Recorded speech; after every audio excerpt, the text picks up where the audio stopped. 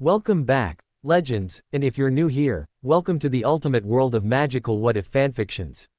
Here, we explore alternate destinies, unstoppable power awakenings, and the darkest secrets the wizarding world never revealed. In today's video, we uncover a question that could change Harry Potter's fate forever. What if Harry Potter was born with Phoenix, Dragon and Basilisk Blood, the ultimate hybrid wizard?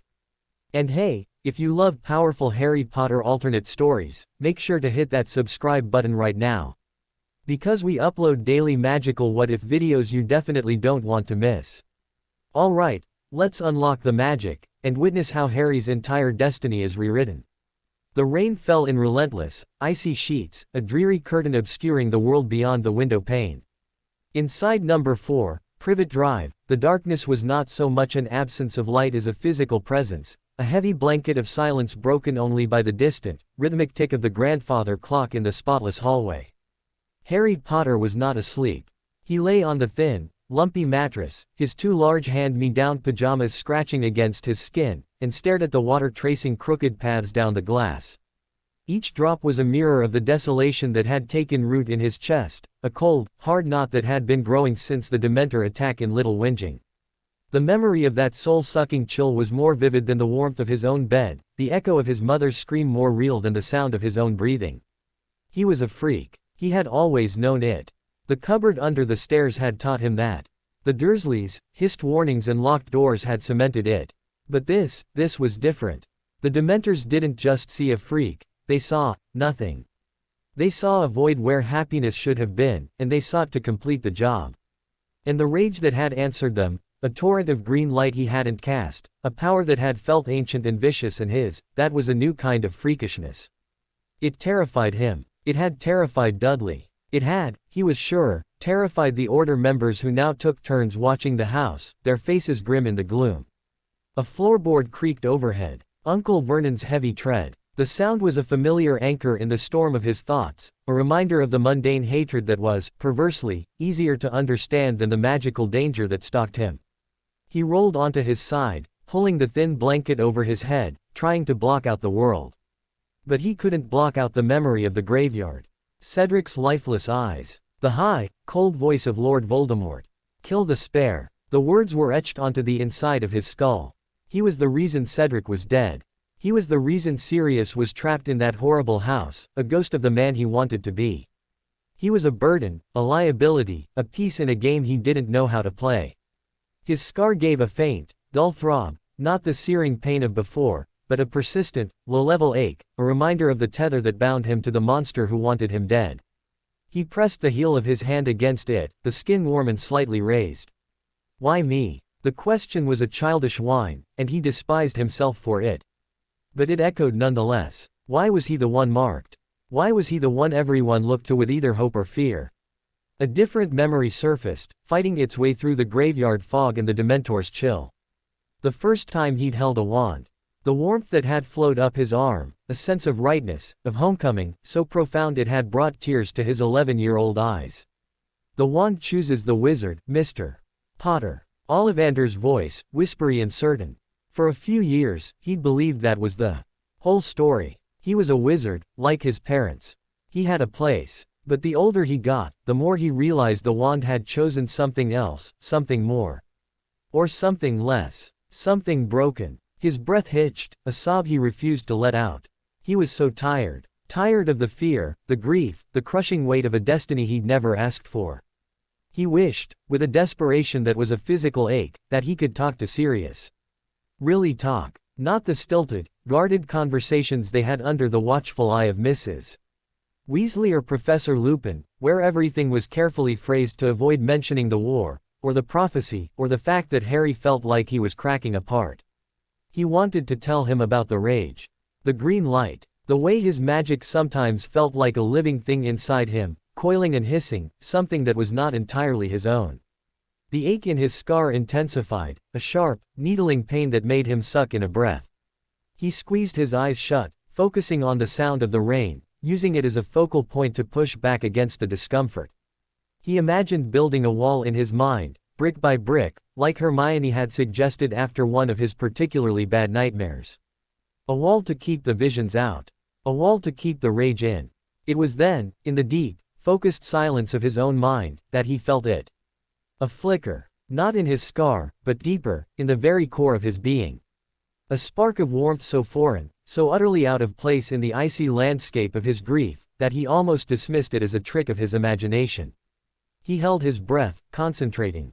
There it was again, a tiny, golden ember glowing in the darkness behind his eyelids. It pulsed, slow and steady, like a second heartbeat.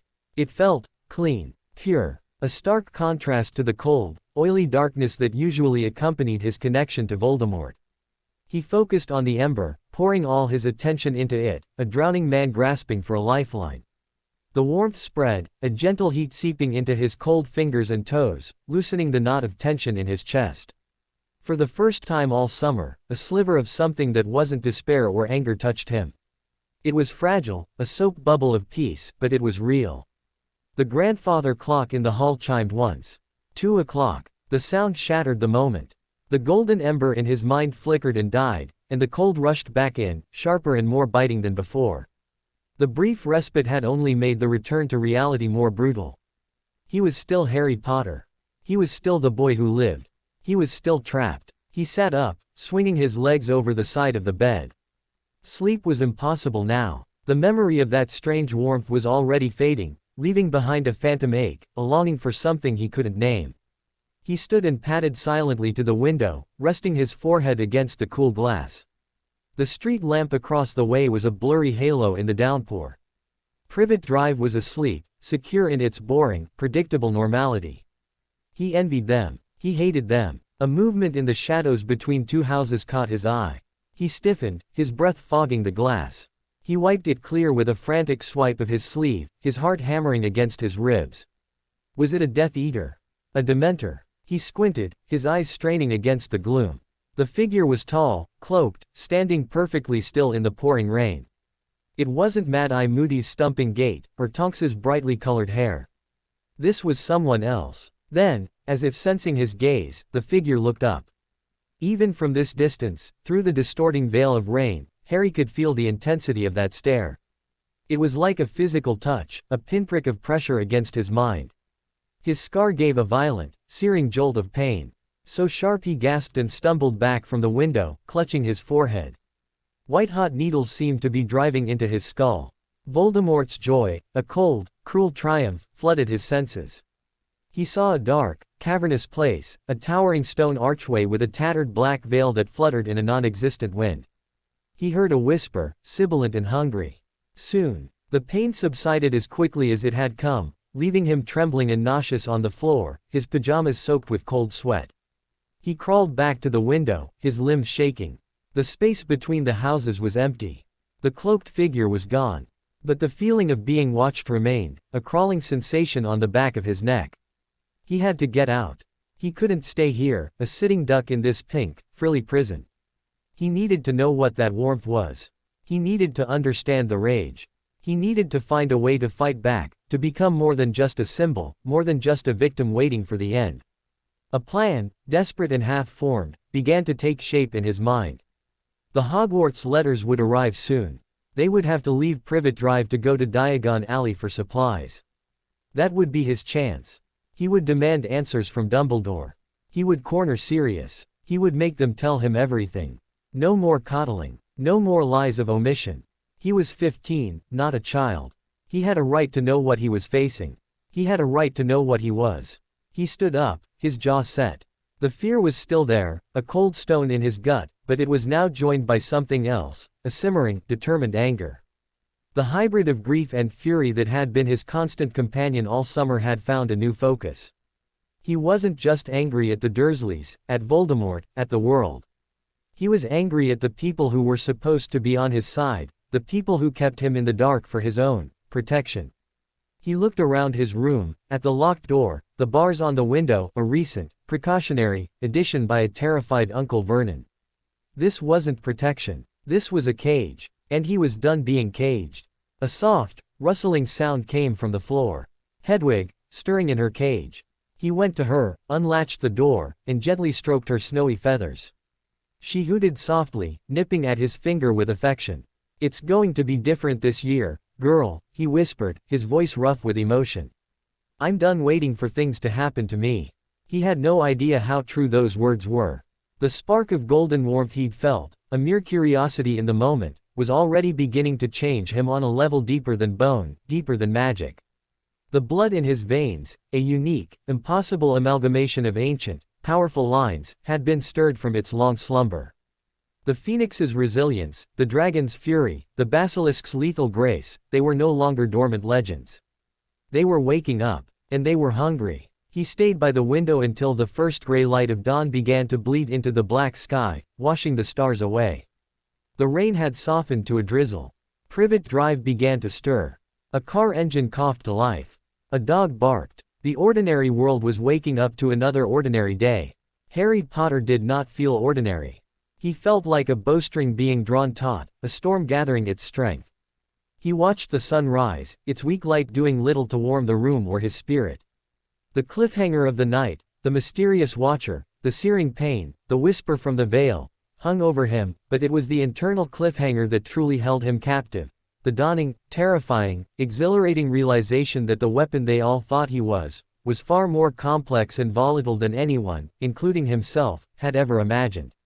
The first, fragile shell of the boy he had been, was about to crack. What would emerge, he did not know. But as he stood there, a silhouette against the grim morning light, he knew one thing with a certainty that shook him to his core. The wait was over. The oppressive silence of the Dursley household the next morning was a stark contrast to the storm in Harry's mind. He moved through the rituals of breakfast, the clatter of Vernon's newspaper, the disapproving sniff of Petunia, the sullen silence of Dudley, like a ghost. The lumpy porridge tasted of ash, the overly sweet tea did nothing to cut through the chill that had settled in his bones. The memory of the cloaked figure and the searing pain in his scar was a fresh brand, but it was the echo of that golden warmth that truly unnerved him. It felt like a secret, a tiny, defiant flame he had to protect from the suffocating damp of Privet Drive. Vernon lowered his paper, his small eyes narrowing as they always did when he was about to deliver an unpleasant decree. The people next door, he began, his voice a low grumble, the Millers. They've asked about the bars on your window. Told them it was a security measure. For a valuable computer. He puffed out his chest. Don't want any funny business. No odd occurrences. Is that understood? Harry merely nodded, his gaze fixed on a crack in the formica table. Odd occurrences. If only they knew. The bars were the least of his problems. His entire life was an odd occurrence. He's been quiet, Petunia observed, her voice sharp with a suspicion that was her default setting where Harry was concerned. She was staring at his forehead, at the fringe that did little to conceal his scar. It felt exposed, as if it were glowing. Good, Vernon snapped. Let's keep it that way. The post arrived with a familiar rattle. 3 letters slid onto the doormat. Vernon retrieved them, his expression shifting from mild irritation to triumphant vindication as he held up a thick, parchment envelope addressed in emerald green ink. Ha! Knew it. Another one of your letters. He brandished it like a weapon.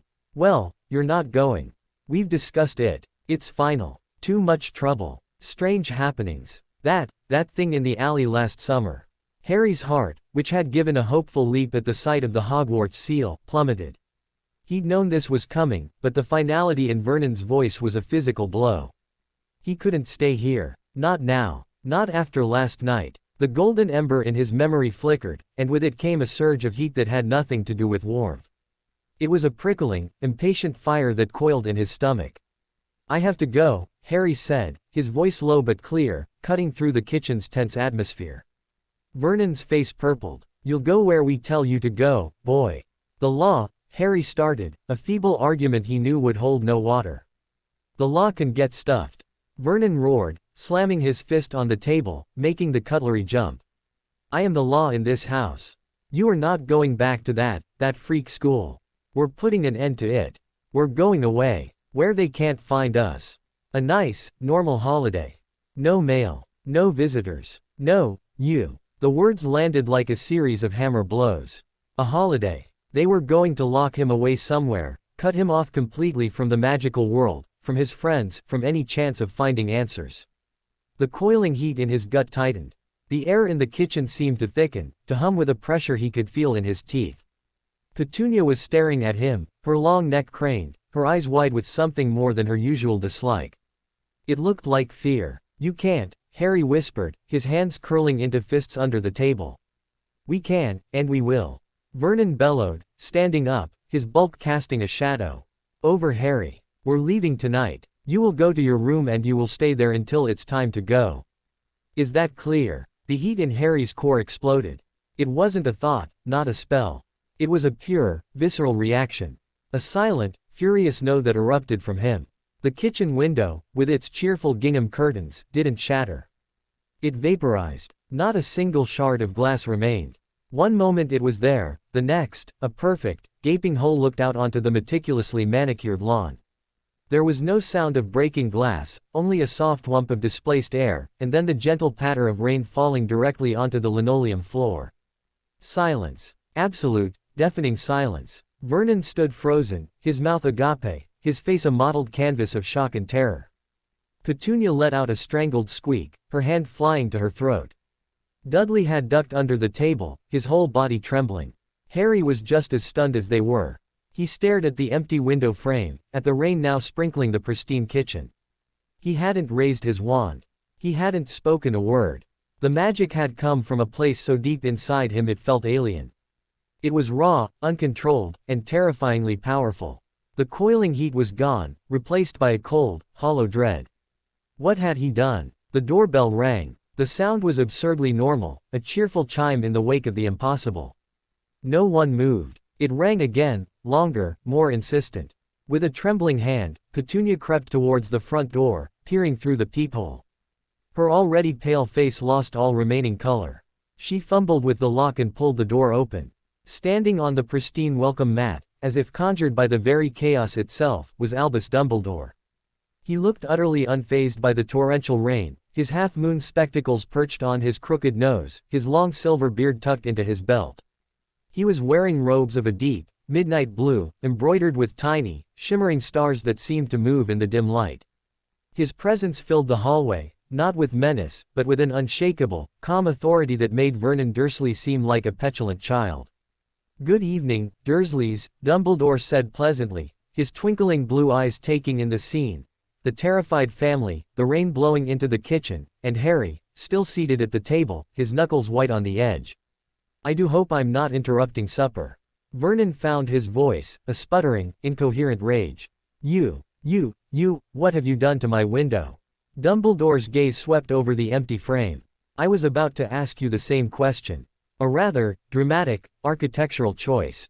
His eyes then settled on Harry, and the twinkle in them dimmed slightly, replaced by a deep, probing intensity. "Harry, are you quite all right?" Harry couldn't speak. He could only stare, his mind reeling. Dumbledore was here, in Privet Drive. The man who had been avoiding him all summer, the man who held all the answers, was standing in his aunt and uncle's hallway.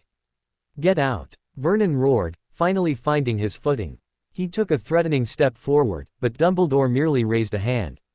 It wasn't a dramatic gesture, just a simple, gentle lifting of his fingers, but Vernon stopped as if he'd hit an invisible wall. "I am afraid that will not be possible," Dumbledore said, his voice still calm, but with an undercurrent of steel that brooked no argument. "I have come to collect Harry.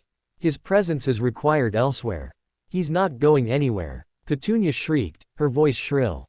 "We've decided. We're leaving. You can't have him." Dumbledore turned his gaze upon her, and for a moment, Harry saw something ancient and powerful in his expression. "You have cared for him, Petunia," he said, and the use of her first name seemed to strike her dumb. "You have fulfilled your duty. The blood protection that has kept him safe under this roof, its power is waning. It is no longer the sanctuary it once was. He is in grave danger here." "Danger? From him?" Vernon jabbed a fat finger in Harry's direction. "From forces you cannot comprehend," Dumbledore replied, his eyes still on Petunia, as if willing her to understand. "The same forces that took your sister." A profound silence fell. Petunia flinched as if she'd been slapped. Her bony hands clenched at her sides, and for a single, astonishing moment, Harry saw not hatred or fear in her eyes, but a flicker of raw, old pain. The mention of Lily was a key that turned a lock deep within her. She looked from Dumbledore to Harry, her lips a thin, bloodless line.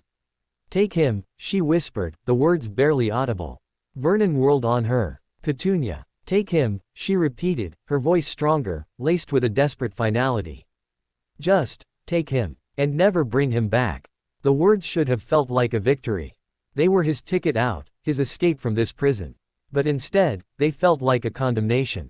Never bring him back. This, the place of his childhood misery, was the only home he'd ever known, and he was being cast out of it forever. The hollow dread inside him deepened. Dumbledore gave a slow, solemn nod. Thank you, Petunia. He then turned to Harry. Harry, if you would please gather your things. We have little time. Harry moved as if in a dream. He walked past his stunned uncle and cowering cousin, up the stairs to his room. Hedwig hooted excitedly as he entered. He mechanically packed his trunk, his schoolbooks, the photo album Hagrid had given him, the invisibility cloak. His hands trembled as he latched the lid shut. He looked around the small, barren room one last time. The bars on the window. The faded wallpaper. This was it. He was leaving. When he returned downstairs, trunk in hand, Hedwig's cage perched on top, the scene in the hallway was frozen. Dumbledore stood patiently by the open door, the rain still falling behind him. The Dursleys were huddled together, a portrait of terrified, bewildered normality. Are you ready, Harry? Dumbledore asked. Harry nodded, unable to form words. He stepped over the threshold, out of number 4, Privet Drive, and into the wet, waiting night. He expected to feel a surge of freedom, of relief. Instead, he felt unmoored. Adrift. Dumbledore closed the door behind them with a soft, definitive click. The sound echoed in the quiet street, severing a tie Harry hadn't realized was so strong. He was free. But he was also, more than ever, alone. Now, Harry, Dumbledore said, turning to him. The gentle tone was gone, replaced by one of grim urgency. We must not linger. Take my arm. Harry reached out, his fingers closing around the rough fabric of Dumbledore's robe. The world dissolved into a crushing, suffocating blackness. It was unlike any apparition he had ever experienced. It was not a simple squeezing sensation, but a violent, twisting pull that seemed to tear at his very soul. Pressure built in his ears, in his skull. The golden ember in his memory flared in protest, a brief, hot pulse against the overwhelming darkness, and for a split second, the journey felt smoother. Lighter. Then the sensation was gone. They landed with a soft thud on a cobblestone street. Harry staggered, his stomach lurching, and would have fallen if Dumbledore hadn't steadied him. He gulped in deep breaths of cool, clean air, trying to orient himself. They were standing in a dim, narrow alley he had never seen before. It was not Diagon Alley. The buildings were taller, older, leaning over the street as if sharing secrets. The shop signs were written in strange, curling scripts, and the few people hurrying through the gloom were heavily cloaked, their faces hidden in shadow. The air itself tasted different, older, thicker, charged with a magic that was wilder and less tamed. Where are we? Harry asked, his voice raspy. A place of refuge, Dumbledore said quietly, his eyes scanning the shadows. A place where old magic still holds sway. Few know of it. Fewer still can find it. You will be safe here for a time. He led Harry towards a nondescript, black door set between a shop that seemed to sell bottled shadows and another that was completely dark, its windows boarded up. There was no handle, no keyhole. Dumbledore placed his palm flat against the weathered wood and murmured something too low for Harry to hear. The door swung inwards without a sound, revealing a dimly lit, comfortable-looking sitting room. A fire crackled in the grate, and seated in a high-backed armchair, a look of weary anxiety on his handsome, gaunt face, was Sirius Black. Harry. Sirius was on his feet in an instant, crossing the room in 2 long strides and pulling Harry into a fierce, bone-crushing hug. The scent of fire whiskey and old leather filled Harry's senses, and for the first time all summer, a genuine, uncomplicated wave of relief washed over him. He clung to his godfather, the knot in his chest loosening just a fraction. Sirius, he breathed, his voice muffled against his godfather's shoulder. I came as soon as I could, Sirius said, pulling back but keeping his hands on Harry's shoulders, his gray eyes searching his face.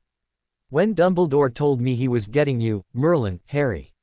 Are you all right? The Dursleys. They're fine, Harry said quickly, not wanting to talk about it. His gaze drifted past Sirius to the room. It was small but cozy, with bookshelves lining the walls and a thick rug on the floor. It felt lived in, safe. Dumbledore closed the door behind them, and the sounds of the strange alley vanished, replaced by the comforting crackle of the fire. He surveyed the two of them, his expression unreadable. "This is one of the Order's safe houses," Sirius explained, guiding Harry towards a sofa. "Untraceable. You can breathe easy here." But Harry couldn't breathe easy. The questions were a torrent now, held back for too long. He looked from Sirius's concerned face to Dumbledore's calm, inscrutable one. The moment of safety, of comfort, was already passing, replaced by the pressing, urgent need for truth. "Professor," Harry began, his voice trembling with the effort to keep it steady. "What's happening? Why did my scar hurt so much last night? Who was that person watching the house? And the magic? In the kitchen. I didn't mean to, I just got angry, and the window, it was just gone."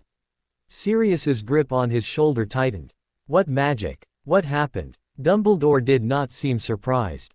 He settled himself into the armchair opposite, steepling his fingers, his piercing blue eyes fixed on Harry. "I think it is time, Harry, that we spoke of things I had hoped to delay. The connection between you and Lord Voldemort is a conduit. It allows him access to your mind, your feelings. But it is not, I believe, a one-way street." Harry's heart hammered against his ribs. "What do you mean?" "I mean that the power he knows not, the power that resides in you, is not merely the power of love, as I once thought." Dumbledore's gaze was so intense it felt physical. "It is something far more ancient. Far more fundamental. Your survival of his killing curse was not just an act of your mother's sacrifice. It was the catalyst that awakened a legacy that has slept in your blood for generations." A legacy. The word hung in the air, heavy with implication. Harry remembered the golden warmth, the coiling, destructive heat. The way the apparition had momentarily eased. "What legacy?" Harry whispered, a cold dread seeping into him. Dumbledore leaned forward, the firelight casting deep shadows on his face. "The Potters are an ancient line, but there are other, even older lines that have, on rare and fateful occasions, converged. Your mother, Lily, her magic was unique. A vibrancy, a resilience that was remarkable. And your father, James, there was a fierceness to him, a protective fire that burned brighter than most." He paused, as if choosing his words with immense care. "There is a reason, Harry, that you can speak Parseltongue. A reason your magical core has always been so potent. A reason you survived the basilisk's gaze, that you produced a Patronus at 13, that you have now, in a fit of emotion, performed wandless, wordless magic of a most destructive kind." Sirius was staring at Dumbledore, a dawning horror on his face. "Albus, you can't mean, the stories, they're just myths." "Are they, Sirius?" Dumbledore asked softly. "We have seen the power of love with our own eyes. We have seen the power of prophecy. Why not the power of blood? Ancient, magical blood, from creatures of immense power, woven into the lineage of a wizard." Harry felt the room tilt. Creatures of immense power. Parseltongue. The basilisk. The golden warmth, like a phoenix's song. The coiling, destructive heat, like a dragon's fire. "What are you saying?" Harry's voice was a strangled whisper. Dumbledore's eyes held his, and in their blue depths, Harry saw not comfort, not reassurance, but a terrifying, solemn truth. "I am saying, Harry, that you are the last in a line that should not exist. A confluence of three of the most powerful magical bloodlines to ever walk this earth. You carry within you the blood of a phoenix, for resilience and rebirth. The blood of a dragon, for fury and conquest. And the blood of a basilisk, for death and perception." The words landed not as sounds, but as physical blows. Harry felt the air leave his lungs. He stared at Dumbledore, his mind screaming in denial. It wasn't possible. He was just Harry. A boy. A wizard. Not this. Not a monster. The golden warmth he'd felt, the phoenix. The rage that had vaporized the window, the dragon. The ability to speak to snakes, to sense the basilisk's presence, the basilisk. It was all true. He wasn't just a wizard. He was a hybrid. A freak of nature. A weapon. The fire in the grate seemed to gutter, the shadows in the room lengthening and twisting. Sirius had sunk back into his chair, his face ashen. The safe house no longer felt safe. The walls felt like they were closing in, the very air thick with the weight of an impossible destiny. Harry looked down at his own hands, as if expecting to see scales, or claws, or feathers. He saw only the pale, scarred skin of a 15-year-old boy. But underneath, He could feel it now, a triple helix of ancient, warring power, slumbering in his veins, waiting. Dumbledore's final words from the graveyard echoed in the silence, taking on a new, horrifying meaning. You will have to fight him, Harry. You will have to fight. He wasn't just a boy who had to fight a Dark Lord. He was a creature of myth who had to fight his own nature. The cliffhanger of the night was no longer an external threat. It was the terrifying, undeniable truth now staring back at him from the abyss of his own soul. The ultimate hybrid wizard had been born, and he was utterly, completely, terrified of himself. The silence in the safe house was a physical entity, thick and heavy, pressing down on Harry until he felt he might suffocate. The crackling of the fire, which had seemed so comforting moments before, now sounded like the snapping of bones. He stared at Dumbledore, his mind a white noise scream, desperately trying to reassemble the shattered pieces of his identity around this new, impossible truth. Phoenix, dragon, basilisk. The words echoed, not as concepts, but as primal, sensory memories. The golden warmth in the depths of his despair, that had been the phoenix. The searing, uncontrollable rage that had unmade the kitchen window, the dragon. The cold, parsing understanding in the chamber of secrets, the instinctive knowledge of the serpent's tongue, the basilisk. He was a patchwork monster stitched together from legends. No, he whispered, the word tearing from a throat gone tight and raw. He looked at his hands again, half expecting to see scales breaking through the skin, or his fingers to curl into talons. They remained stubbornly, deceptively human. That's not possible. Sirius found his voice, a low, strained rasp. Albus, Merlin's beard. Are you certain? The implications, the danger. Danger to whom, Sirius? Dumbledore asked, his voice weary. He looked older than Harry had ever seen him, the weight of centuries seeming to bow his shoulders. To Harry. Or from him. The lines between gift and curse have always been blurred where such power is concerned. Gift. Harry choked out a bitter, hollow laugh. This is a gift. Feeling like I'm going to burn from the inside out. Having a snake living in my head. This is what I am. I'm not even human. You are every bit as human as you have always been, Harry, Dumbledore said, his tone firm. The blood is a legacy, a source of power. It does not define your heart. Your choices do. Your mother's love, which runs through you as surely as this ancient blood, is the proof of that. My mother, Harry said, a fresh wave of anguish crashing over him. Did she know? Did she know what I was? Dumbledore's gaze softened with a profound sadness. She knew her own magic was unique. A light that burned with an uncommon purity. She knew James possessed a fierce, untamable spirit. But the full confluence, the dormant potential that would awaken in you.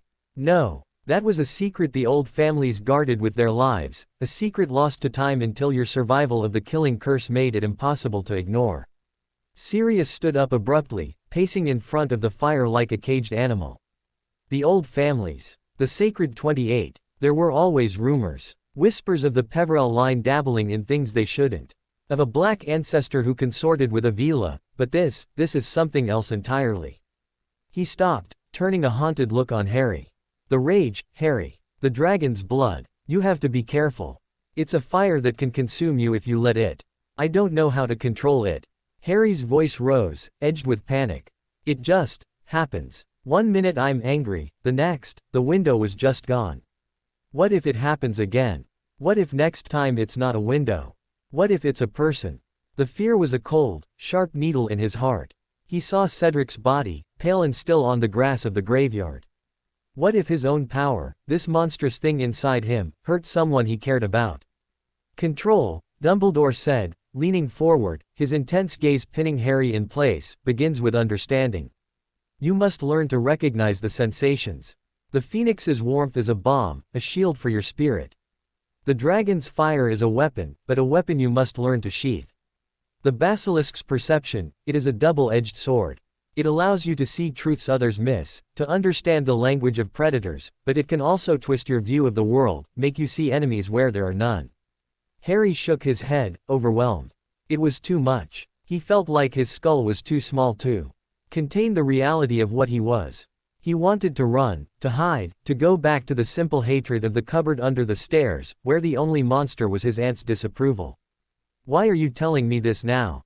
He asked, his voice small.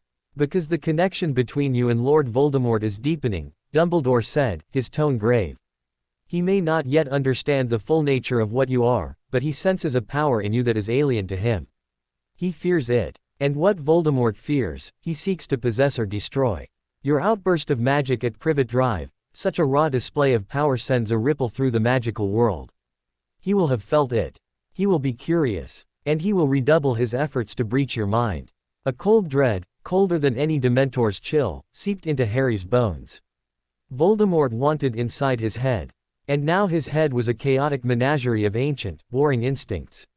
The Occlumency lessons with Professor Snape, Harry said, the name tasting like ash.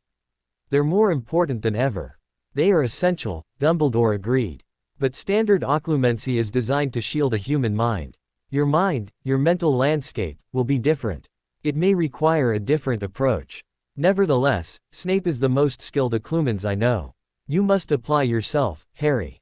You must learn to build walls not just against Voldemort, but against the more volatile aspects of your own nature.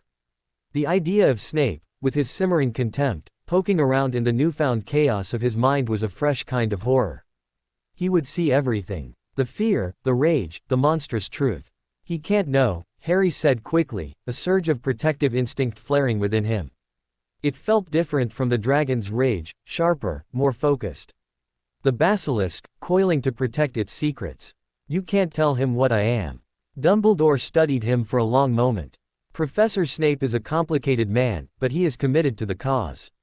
However, your secret is yours to keep, Harry.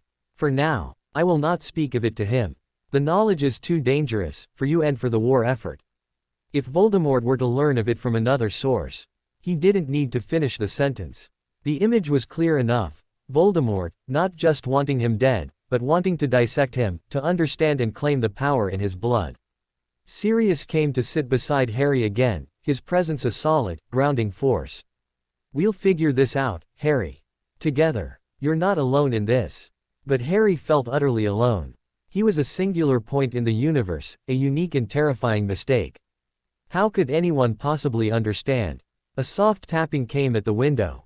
They all turned. A large, handsome barn owl was perched on the sill outside, a letter tied to its leg. Dumbledore waved his hand, and the window swung open, allowing the owl to flutter in. It dropped the letter onto the table before hooting softly and taking off again into the rainy night. Dumbledore picked up the letter. It was addressed to him in a neat, precise script Harry didn't recognize.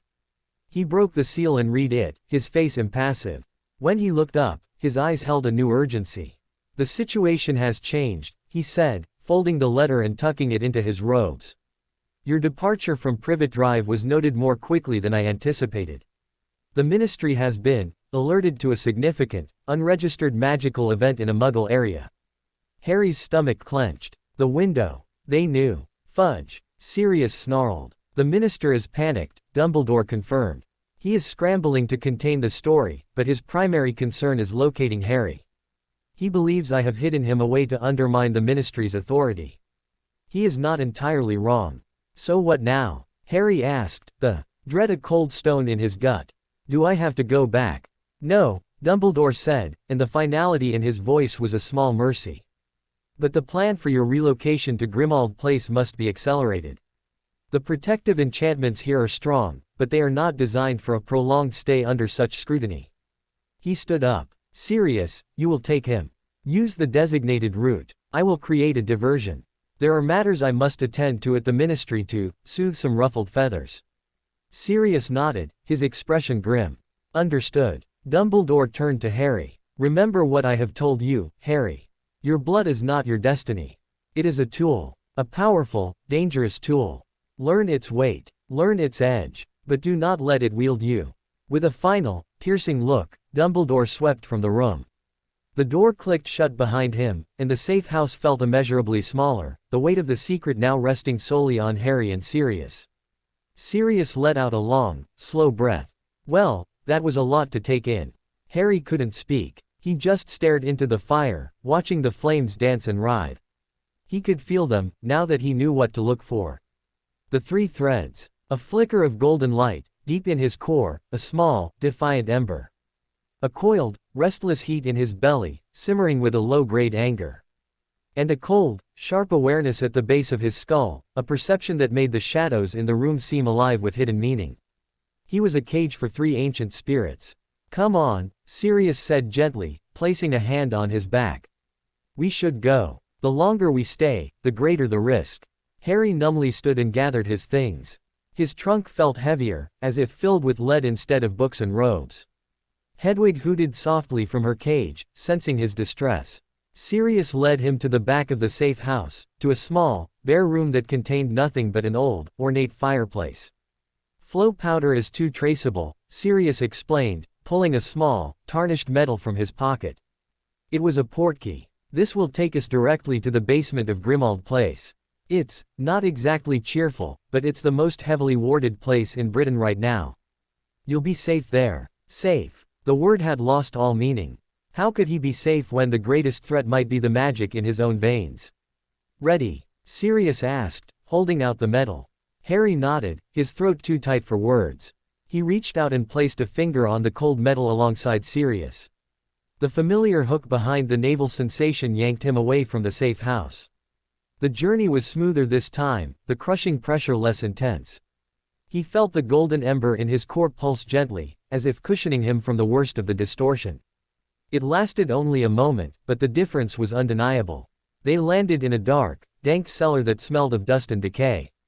The air was cold and still.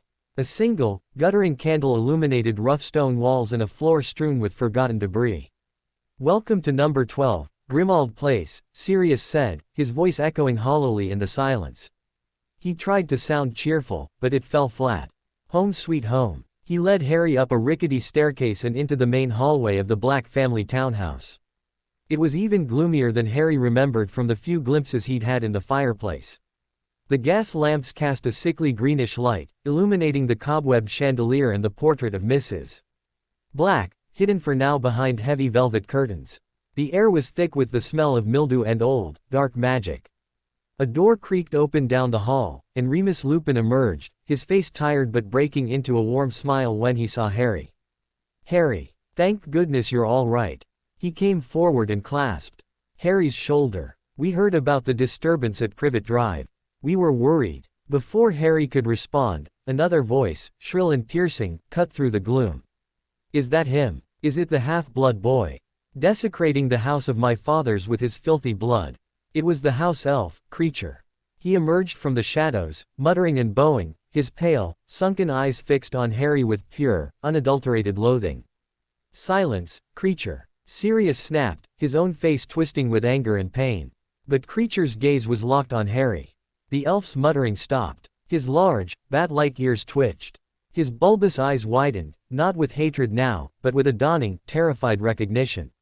He took a stumbling step backward, pointing a long, bony finger at Harry. "The scent," Creature whispered, his voice a dry rustle. "The master's foul whelp brings more than just mudblood stench into this noble house. I smell it, the old fire, the feathered death, the cold-blooded king." Sirius and Remus stared, bewildered. But Harry understood. The elf, with his ancient, magical senses, could perceive what was hidden from wizards. He could smell the dragon, the phoenix, the basilisk.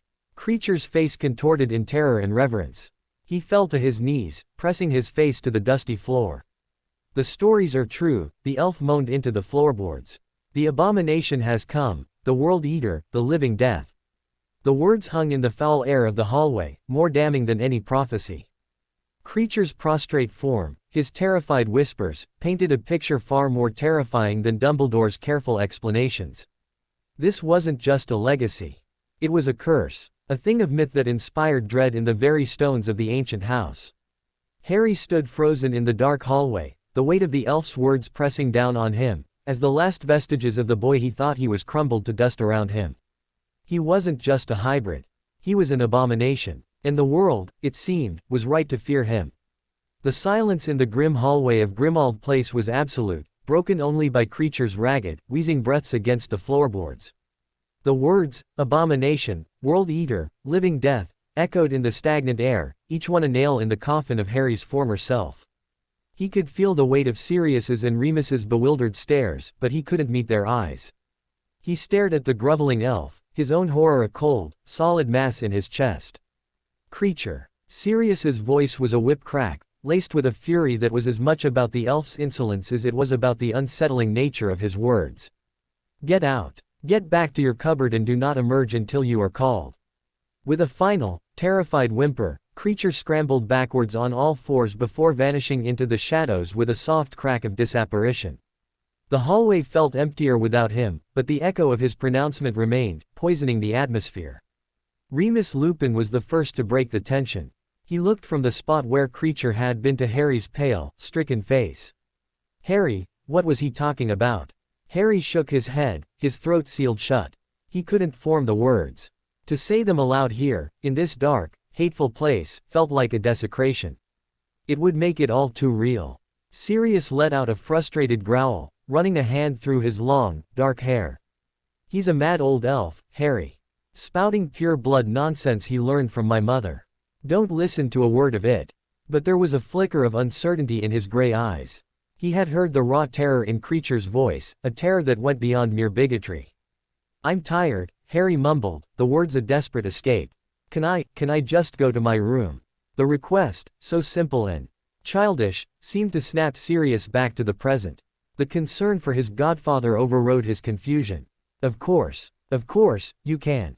He gestured up the creaking staircase. You're in the same room as Ron. He's not here yet, but the Weasleys should be arriving tomorrow. Get some rest. We'll talk more in the morning. Harry didn't need telling twice. He practically fled up the stairs, his trunk bumping against each step, Hedwig's cage clutched tightly in his other hand. He found the familiar room with the lumpy beds and pushed the door shut behind him, leaning against it as if barricading himself against the world. The room was dark and cold, smelling of mothballs and dust. It was a tomb. He set Hedwig's cage on the dresser and unlatched it. She hopped out, hooting softly, and nipped affectionately at his finger. The simple, normal gesture was almost too much to bear. He sank onto the edge of the bed, the springs groaning in protest, and dropped his head into his hands. Abomination. The word was a brand. Creature hadn't just been insulting him. The elf had recognized something. Something ancient and terrible. Harry closed his eyes, and now that he knew what to search for, he could feel them, the three separate currents of magic swirling in the dark lake of his own being. He focused inward, past the pounding of his heart, past the frantic chatter of his fear. There, a coil of simmering heat in the pit of his stomach, restless and hungry. The dragon. He prodded at it mentally, and a spark of anger flared in response, a quick, hot flash of indignation at being confined, at being judged. He pulled back, unnerved. He shifted his attention. At the base of his skull, a cool, sharp awareness, like a sliver of ice. The basilisk. It made the silence of the room feel layered. He could hear the scuttling of insects in the walls, the faint sigh of the house settling, the almost imperceptible hum of the protective wards surrounding the building. It was a predator's perception, attuned to every shift in the environment. It felt useful and utterly alien. Finally, he sought out the golden ember. It was there, nestled deep in his core, a tiny, steady pulse of warmth. The phoenix. As he focused on it, a faint sense of peace, fragile as a spider's web, began to weave through the cracks in his panic. It was a feeling of resilience, a quiet promise that no matter how broken he felt, he could endure. This, at least, didn't feel monstrous.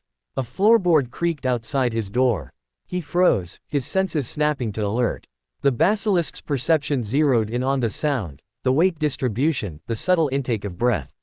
It was Remus. Harry. Lupin's voice was soft through the wood. Can I come in? Harry didn't want to talk. He wanted to bury himself in the thin, musty blankets and never come out. But the memory of Remus's kindness, his steady presence, made him mutter, yeah.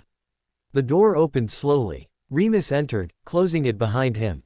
He didn't turn on the light, but stood in the gloom, his face etched with concern in the faint light from the street lamp filtering through the grimy window. Sirius is worried, Remus said carefully. And so am I. Creature, he's never reacted like that to anyone. Not even to Muggle-borns he despises. He paused, choosing his words with the precision of a man who understood what it was like to carry a monster inside. Something happened at Privet Drive. Dumbledore was cryptic. And now this. You can talk to me, Harry. Whatever it is. The offer was a lifeline. Remus, of all people, might understand the fear of losing control, of being something other than human. The words bubbled up in Harry's throat, desperate to be let out. I've got a dragon and a snake and a bird living inside me.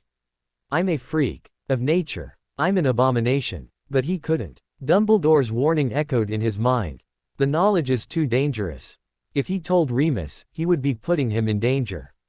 And the small, cold part of him that was the basilisk whispered that trust was a vulnerability, a weakness to be exploited. I just lost my temper, Harry said, the light tasting bitter on his tongue. He looked down at his hands, clenched in his lap.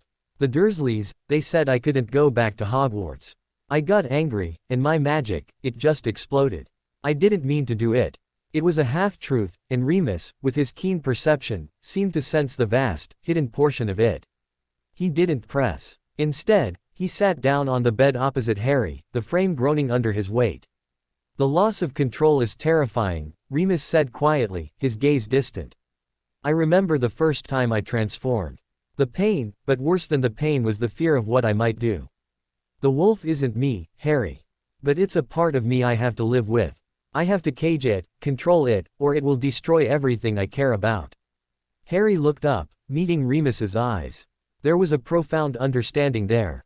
It wasn't the same, not exactly, but it was close. It was about wrestling with a beast. How? Harry whispered, the word raw with need. How do you control it? You learn its rhythms, Remus said. You learn the warning signs. The rising anger, the restlessness, you find an anchor. Something to hold onto that is purely, unequivocally you. For me, it's the memories of my friends. Of James and Sirius, and your father, doing something impossibly kind and difficult for me. Their friendship is my anchor. It reminds the man what he's fighting for. An anchor. Harry thought of Hermione's logic, Ron's loyalty, Ginny's fierce spirit, the love of the Weasleys. He thought of his mother's sacrifice. But those things felt distant, belonging to the boy he was before he knew he was a hybrid. They didn't feel strong enough to chain the dragon or reason with the basilisk. It gets easier, Remus promised, his voice soft. The fear never completely goes away, but the control, that becomes a habit. A discipline. He stood up, placing a gentle hand on Harry's shoulder. Get some sleep, Harry. You're safe here. We'll figure this out. He left, closing the door softly behind him. Harry was alone again, but Remus's words had planted a seed. Learn its rhythms. Find an anchor. He lay back on the bed, staring at the cracked, water-stained ceiling. He wouldn't sleep, he knew that. The new awareness of the triple currents within him was too loud, too insistent. He felt like a stranger in his own skin. Every beat of his heart, every breath, was a reminder of the other hearts beating inside him.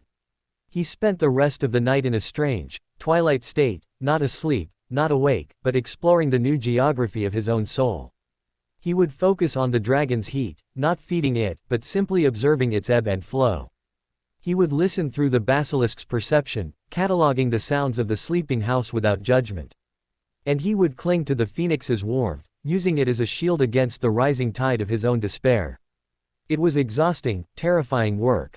But as the first gray light of dawn began to seep through the window, he realized something. He was still here. He was still Harry. The monsters were in the cage with him, but he was the one holding the key. For now, the cliffhanger of the night was no longer creatures' words, or even the revelation of his blood. It was the dawning, grueling realization of the work ahead. The war wasn't just outside, against Voldemort and his Death Eaters. The first, most crucial battle would be fought here, in the silence of this grim room, in the dark corners of his own mind. The ultimate hybrid wizard had been unveiled, and his first, most terrifying quest was not to defeat a Dark Lord, but to somehow forge a peace between the warring creatures in his blood, before one of them broke free and consumed the boy he used to be. The gray dawn did nothing to lift the gloom of Grimmauld Place. It seeped through the grimy window panes, illuminating dust motes dancing in the air like forgotten spirits. Harry hadn't slept. The night had been a long, internal vigil, a tense negotiation with the new tenants of his body. The dragon's fire was a sullen ember after his intense focus, the basilisk's perception a watchful, cool stillness, and the phoenix's warmth a faint, stubborn glow against the encroaching chill of exhaustion. He felt hollowed out, scraped raw from the inside. The sound of the front door opening and a burst of muffled, familiar voices from downstairs sent a jolt through him. The Weasleys. A part of him, the part that was still just Harry, yearned to run down and lose himself in their chaotic, warm normality. The other parts recoiled. The dragon saw them as a potential threat to its territory. The basilisk assessed them as variables in a new environment. Only the phoenix responded with a faint pulse of recognition, a flicker of longing for the warmth they represented. He forced himself off the bed, his muscles protesting. He splashed cold water on his face from the chipped basin in the corner, the shock of it grounding him in his physical body. He could hear Mrs. Weasley's voice, shrill with forced cheerfulness, and the deeper, grumbling tones of Mr. Weasley. He took a deep breath and opened the door. The hallway was suddenly alive. Ron was there, his freckles stark against his pale face, his expression a mixture of relief and anxiety. Hermione stood beside him, her bushy hair a chaotic halo, her eyes wide and searching as they locked onto his. For a breathtaking second, the world narrowed to the sight of his two best friends. The phoenix warmth surged, so strong it almost brought tears to his eyes. This was his anchor. Harry! Ron exclaimed, striding forward and clapping him on the back with a force that was pure, uncomplicated Ron. Blimey, mate, we heard all sorts of rumors. You're all right. We were so worried, Hermione said, her voice trembling slightly as she stepped forward, her gaze scanning him as if looking for visible injuries. When Professor Dumbledore said you'd left Privet Drive early, and the Prophet this morning. Harry's stomach lurched. The Prophet. Before she could answer, Mrs. Weasley enveloped him in a bone-crushing hug that smelled of baking and mothballs. Oh, Harry, dear. Thank goodness you're safe. She held him at arm's length, her kind eyes searching his face. You look peaky. Have you eaten? I'll get breakfast started. This horrible old place, it's enough to give anyone the gloom. The familiar, overwhelming concern was a balm and a torture. He didn't deserve it. Not now. Not knowing what he was. What did the Prophet say? Harry asked again, his voice low. Ron and Hermione exchanged a worried look. Ron pulled a crumpled copy of the Daily Prophet from his back pocket and handed it to Harry. The headline screamed up at him in bold, black letters, "Disturbance in Surrey, Potter at the center of the storm." Asterisk. Below it was a grainy, moving photograph of number 4, Privet Drive, taken from a distance. The article, written by Rita Skeeter, was a masterpiece of insinuation. It spoke of a massive, uncontrolled magical outburst that had terrorized a quiet Muggle neighborhood, of the increasingly volatile behavior of the so-called boy who lived, and heavily implied that Dumbledore had spirited the young wizard away to avoid a ministry inquiry. It stopped just short of openly accusing Harry of practicing dark arts. The dragon in his gut stirred, a hot curl of indignation. The basilisk's cool voice whispered that this was a targeted attack, an attempt to isolate him. The phoenix offered no comfort, its light dimmed by the wave of cold fury that washed over him. It's all lies, Hermione said quickly, seeing the look on his face. Everyone knows Rita Skeeter is a horrible, twisting. But the magical outburst part is true, isn't it? Harry interrupted, his voice flat. He looked from Ron's confused face to Hermione's worried one. I did it. I lost my temper, and I made a window disappear. Ron's eyes widened. You blew up a window. Brilliant. What did the Muggles do? It wasn't brilliant, Ron. Hermione hissed. It was serious. Wandless, wordless magic of that scale. It's incredibly advanced, and highly regulated. No wonder the Ministry is in a panic. It wasn't advanced, Harry said, the truth clawing at his throat. It was an accident. I couldn't control it. The admission hung in the air. Ron looked baffled. Hermione's analytical mind was whirring behind her eyes, and he could see her connecting it to other oddities, his Parseltongue, his Patronus, the graveyard. She was too clever for her own good. Well, Ron said, clapping him on the shoulder again, trying to lighten the mood. So you've got a bit of a temper. Who doesn't? Fred and George once accidentally set the shed on fire because Mum said they couldn't have a third helping of pudding. It was so utterly Ron, so dismissive of the terrifying reality, that Harry felt a surge of affection so strong it almost choked him. But it also highlighted the chasm that now lay between them. Ron saw a blown-up window. He didn't see the three ancient monsters straining at their leashes. Breakfast was a strained affair in the dark, cavernous kitchen. The long table was crowded with Weasleys, Fred, George, Ginny, and a still pale Percy, who pointedly avoided looking at Harry. The mood was somber, the usual Weasley chaos muted by the oppressive atmosphere of the house and the news from the prophet. Mrs. Weasley served up eggs and sausages with a determined cheer that fooled no one. Harry picked at his food, his appetite gone. He could feel Ginny's eyes on him from across the table. She wasn't staring with her old, hero-worshipping gaze. This was different, sharper, more assessing. She had been possessed by Tom Riddle's diary. She knew what it was like to have a foreign presence inside her mind. Could she sense it? Could she see the shadows of the creatures moving behind his eyes? "All right, Harry," she asked quietly, her voice cutting through the clatter of cutlery. He nodded, forcing a tight smile. Fine. She didn't look away, her brown eyes holding his for a moment too long. She knew he was lying. The meal was interrupted by the arrival of more Order members. Mad-Eye Moody stumped in, his magical eye whirring as it scanned every corner of the room before fixing on Harry. "Potter, heard you gave the Muggles a show." His gruff tone was neutral, but the eye was relentless. Tonks followed, her hair a mousy brown today, her expression weary. Kingsley Shacklebolt was a calm, imposing presence behind her. They all carried the same tension, the same air of people fighting a war on too many fronts. It was Remus, sitting down next to Harry with a plate of toast, who brought up the subject Harry had been dreading. "Alistair, what's the latest from the Ministry?" "About the incident." Moody grunted, taking a swig from his hip flask. "Fudge is having kittens. Thinks Dumbledore's building a private army.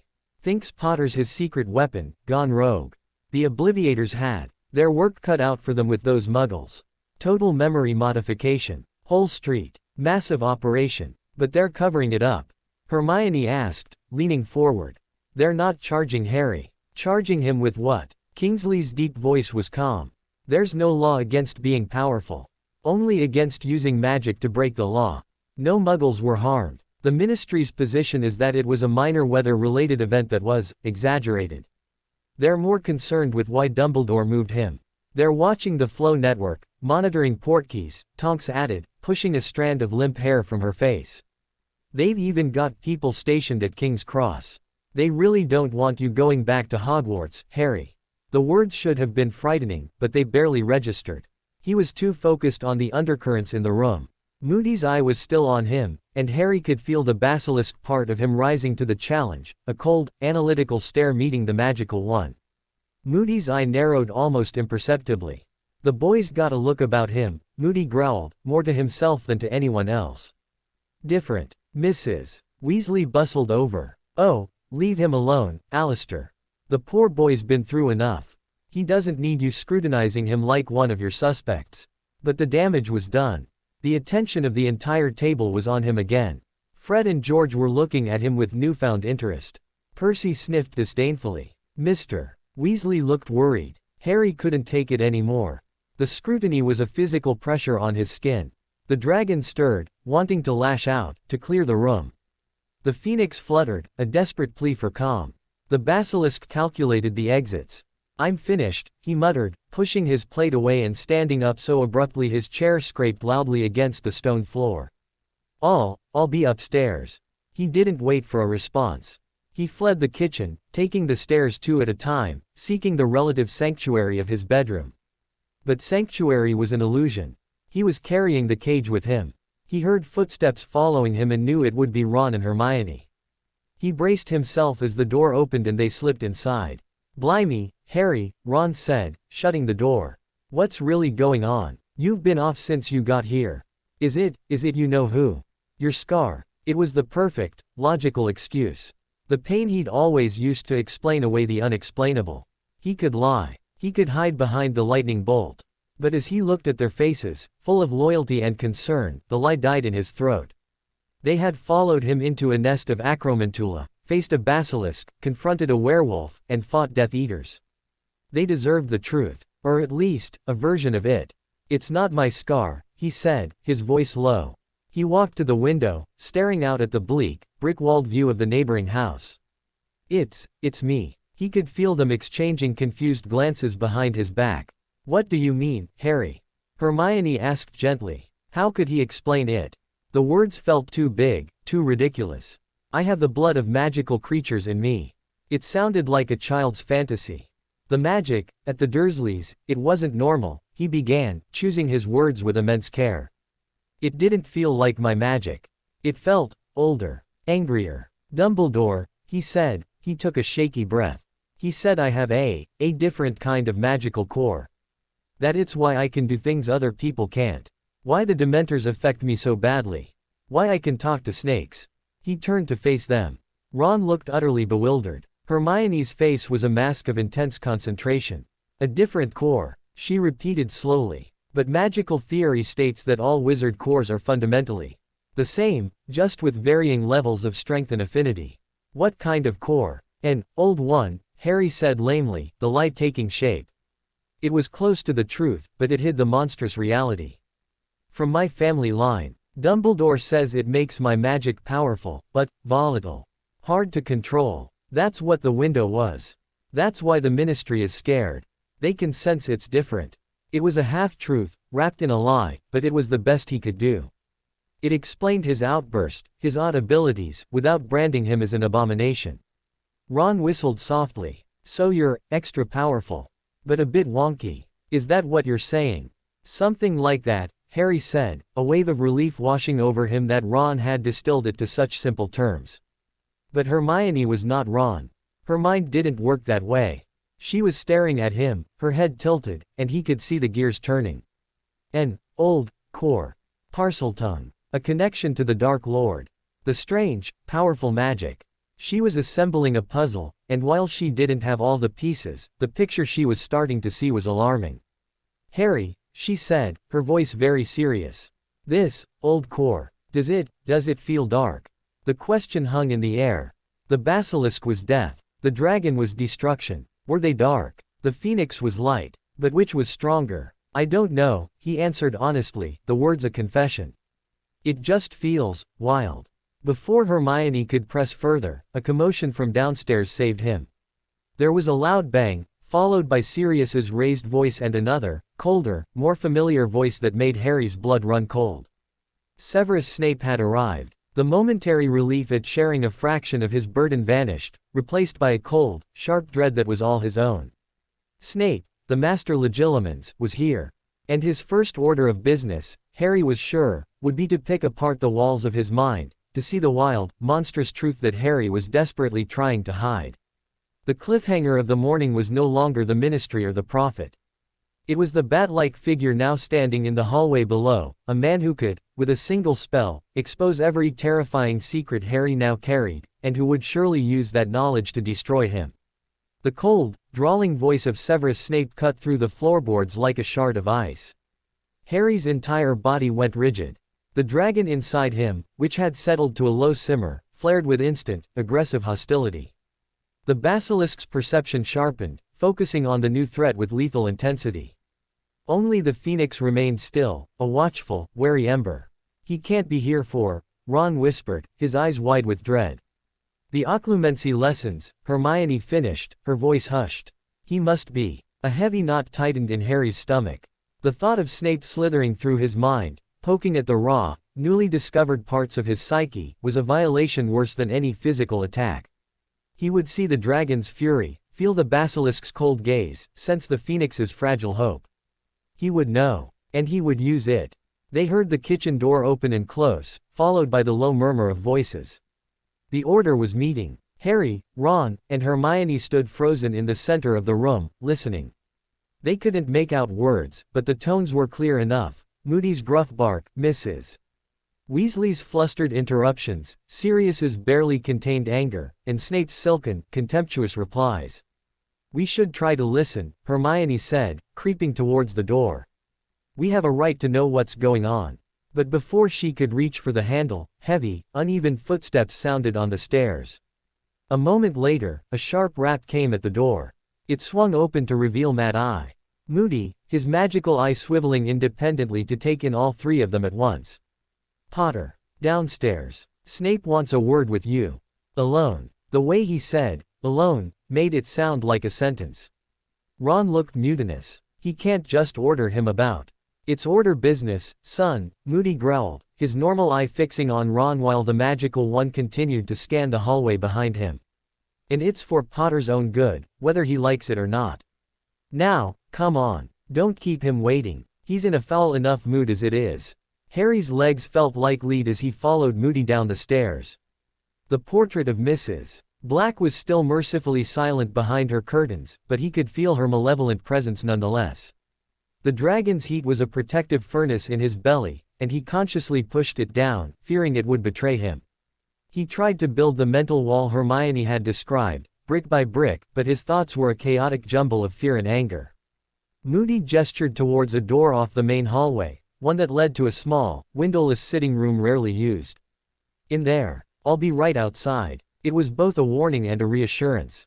Harry took a deep breath, his hand hovering over the doorknob. He could feel Snape's magic from here, a cold, oily sensation that made his skin crawl. The basilisk within him recoiled, not in fear, but in disdain, as if encountering a lesser predator. Steeling himself, he turned the knob and entered. The room was lit by a single, guttering candle that cast long, dancing shadows.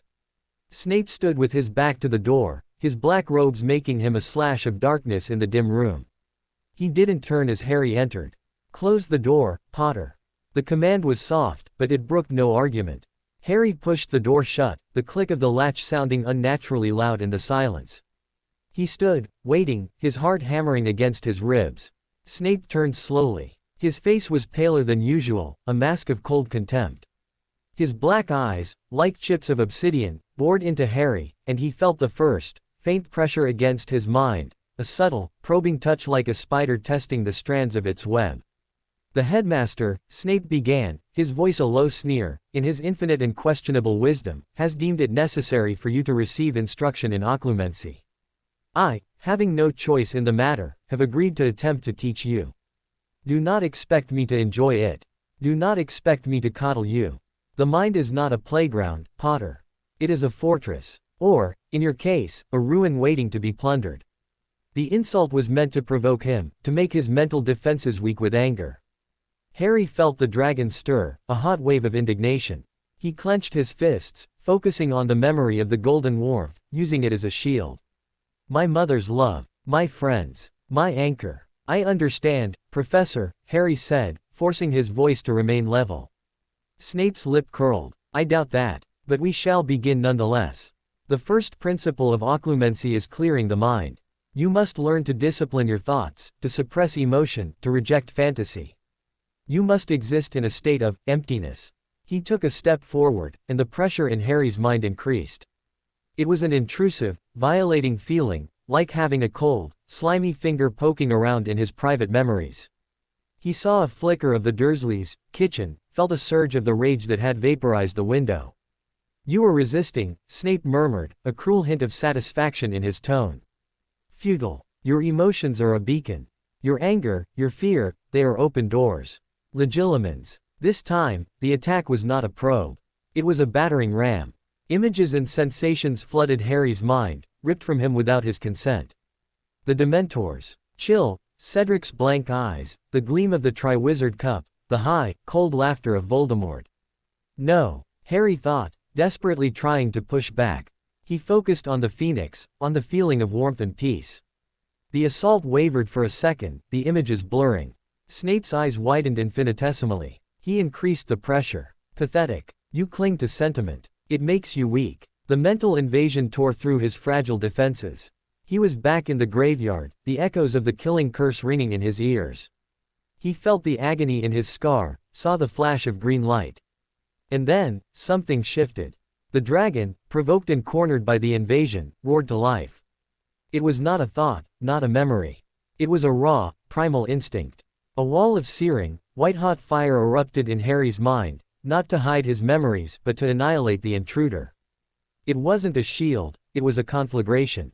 In the physical world, the single candle in the room flared violently, its flame shooting up to lick the ceiling before dying out, plunging them into near darkness.